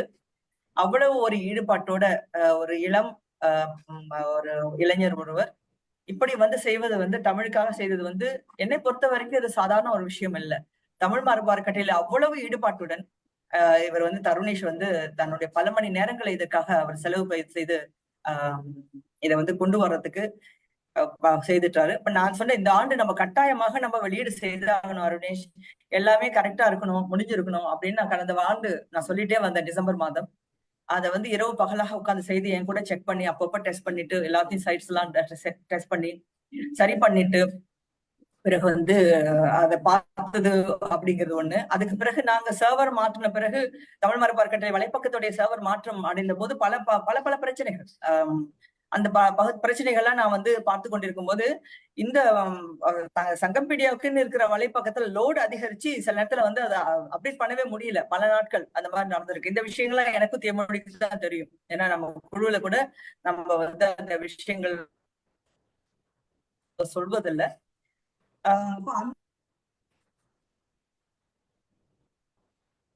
எனக்கு ஒரு நல்ல சஜஷன் கொடுத்து எனக்கு நம்ம போயிடுவோம், சங்கம்பீடியாவுக்குன்னே ஒரு தனி டொமைன் போயிடுவோம், அது வந்து தனித்தளமாக இயங்குறதுதான் சரிப்பட்டு வரும், வருங்காலத்துக்கு சிறப்பா இருக்கும் அப்படிங்கிற வகையில ஒரு நல்ல சொல்லக்கூடிய வகையில இருந்து இணைந்து பயணித்தவர் அப்படிங்கிறது நம்ம அருணேஷ்க்கு வந்து நம்ம பாராட்டுதல் வேணும். இப்ப இந்த மாதிரியான இளைஞர்கள் இருப்பதுதான் வந்து நிச்சயமா பாண்டியராஜ ஐயா ஒரு விஷயம் நான் நினைக்கிறேன். ஏன்னா தமிழ் தொடர்பான செயல்பாடுகள்லாம் கொண்டு செல்வதற்கு நல்ல இளைஞர்கள் இருக்கின்றார்கள் அப்படிங்கிறதே தமிழறிஞர்களுக்கு ஒரு மிகப்பெரிய ஒரு ஆறுதல் எப்பொழுதுமே இருக்கும். இப்ப நிச்சயமா அவருக்கு இது வந்து ஒரு மிகுந்த ஆறுதல் அளிக்கின்ற ஒரு விஷயமா இருக்கும்னு நினைக்கிறேன். தனிப்பட்ட வகையிலும் நான் அருணேஷ்க்கு என்னுடைய நன்றியை தெரிவித்துக் கொள்கிறேன். நானும் அருணேஷ்க்கு என்னோட நன்றியை தெரிவித்துக் கொள்கிறேன். இது அவர் சொன்னதுல ஒரு வார்த்தை எனக்கு ரொம்ப பிடிச்சிருந்தது. இத உருப்படியா நம்ம ஏதோ செஞ்சோம் அப்படிங்கிற மாதிரி ஒரு உணர்வு வந்தது அப்படின்னு சொன்னாரு. அது ஒரு 2 இதுல வந்து அது ஒண்ணு அவருக்கே வந்து ஒரு சாட்டிஸ்பாக்சன் கிடைச்சது ஒண்ணு. 2வது வந்து இப்ப அது இந்த ப்ராஜெக்ட் எடுத்ததுனால அவரு வந்து நிறைய கத்திருப்பாரு. ஒரு தமிழ் இலக்கிய மாணவர் போல அவருக்கு நிறைய தெரிஞ்சிருக்கும். இப்ப அது அவரோட பர்சனல் கெயின். அது வந்து அதுக்கு அதை வந்து எந்த அளவு கொண்டு மதிப்பிடவே முடியாது. அருணேஷ்க்கு ரொம்ப நன்றி. அது உண்மைதான் மேடம்.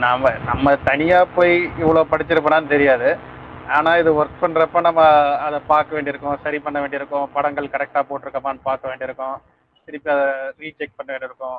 அப்படியே நம்ம நிறைய விஷயங்கள் அதில் கத்துக்கிற மாதிரி தான் இருக்கு. இப்போ கூட இந்த பேசுறதுக்காக ஒரு 2 நாள் ஸ்பெண்ட் பண்ணு, அதுல ஒரு அடிஷனலா ஒரு 4-5 கட்டுரைகள் படிக்கிற மாதிரி இருந்தது, சில விஷயங்கள் தெரிஞ்சுக்கிற மாதிரி இருந்தது. அது ஒரு கெயின் மாதிரி தான் நீங்க சொல்ற மாதிரி.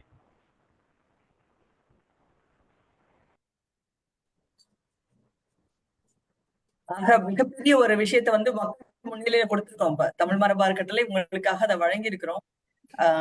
எல்லோரும் எப்படி நீங்க பயன்படுத்திக் கொள்கின்றீர்கள் என்பதை பொறுத்துதான் நமக்கு வந்து அடுத்தடுத்த நகர்வுகளை நாம் பார்க்க முடியும். நிச்சயமாக நம்ம வந்து இதை வைத்துக்கொண்டு இதுல இருக்க விஷயங்களை வைத்துக்கொண்டே பல ஆய்வுகளை தாராளமா செய்யலாம் இல்லையா? ஆக இன்றைக்கு வந்து இணைந்து கொண்ட நண்பர்கள் எல்லோருக்குமே தமிழ் மரபு அறக்கட்டளை சார்பில் வந்து நம்ம வாழ்த்துக்களை தெரிவித்துக் கொள்கிறோம். உங்களுடைய ஆராய்ச்சிக்கு நிச்சயமாக இந்த தளம் அடிப்படையை வகுத்து கொடுக்கும், நிச்சயமா கொடுக்கும். நம்ம வேறு யாரும் கருத்துக்கள் என்ன நிறைவு செய்தரலாம் இறைவாணி. சரி, வேற யாரும் கருத்துரை வழங்குறீங்களா? அனைவருக்கும் நன்றி. அதாவது இந்த நிகழ்வு வந்து இங்க கூடியிருக்கவங்க கொஞ்சம் பேரா இருந்தாலும் அவங்க மனசெல்லாம் மிக நிறைஞ்சிருக்கும்னு நினைக்கிறேன். ஏன்னா இது வரைக்கும் நாங்க சங்கம்பீடிய வலைப்பக்கத்தை அப்பப்ப பார்த்திருக்கோம். ஆனா முழுமையாக அதனுடைய தோற்றத்தை பற்றி, எப்படி படிப்படியான முயற்சிகளை பற்றிய பாண்டியராஜ ஐயருடைய முயற்சிகளையும், அதைத் தொடர்ந்து அருணேஷ் அவர்களும் 15 ஆண்டுகளாக இதுல தொடர்ந்து செயலாற்றி வரக்கூடியத, அடுத்து தமிழ் மரபு அறக்கட்டளை இந்த ஜனவரி மாத நிகழ்வாக நடத்துறப்ப நாங்க அங்க வந்திருந்தோம். அதாவது அங்கத்தினர் குறைவா இருக்கிறத பத்தி பிரச்சனை இல்லை, ஆனா அதனுடைய செயல்பாடு எவ்வளவு பெரிய விஷயம் அப்படின்றத நாங்க அங்க உணர்ந்து கொள்ள முடிஞ்சது. இன்றும் மிக அதிகமாக உணர்ந்து கொள்ளக்கூடிய வாய்ப்பு கிடைச்சிச்சு. ஒரு தனிப்பட்ட மனிதனுடைய முயற்சி, அது ஒரு கூட்டு முயற்சியாக, ஒரு நிறுவனத்தினுடைய பங்களிப்பாக இருக்கிறது வந்து ரொம்ப சாதாரண விஷயம் கிடையாது. ஏன்னா யாருமே நம்மளுக்கு வந்து உறுதுணையா இருப்பாங்கன்னு சொல்ல முடியாது. ஆனா அதை கொண்டு போகணும் அப்படின்றதுல தமிழ் மரபு அறக்கட்டளையுடைய ஆர்வம், ஆவணப்படுத்துதல், முக்கியமாக எதையுமே மீளாய்வு செய்யணும், மீட்டுருவாக்கம் செய்யணும், பரவலாக்கம் செய்யணும், அதை பதிவு செய்யணும்ன்றதுல வந்து மேம் ரொம்ப உறுதியா இருப்பாங்க எப்பயுமே.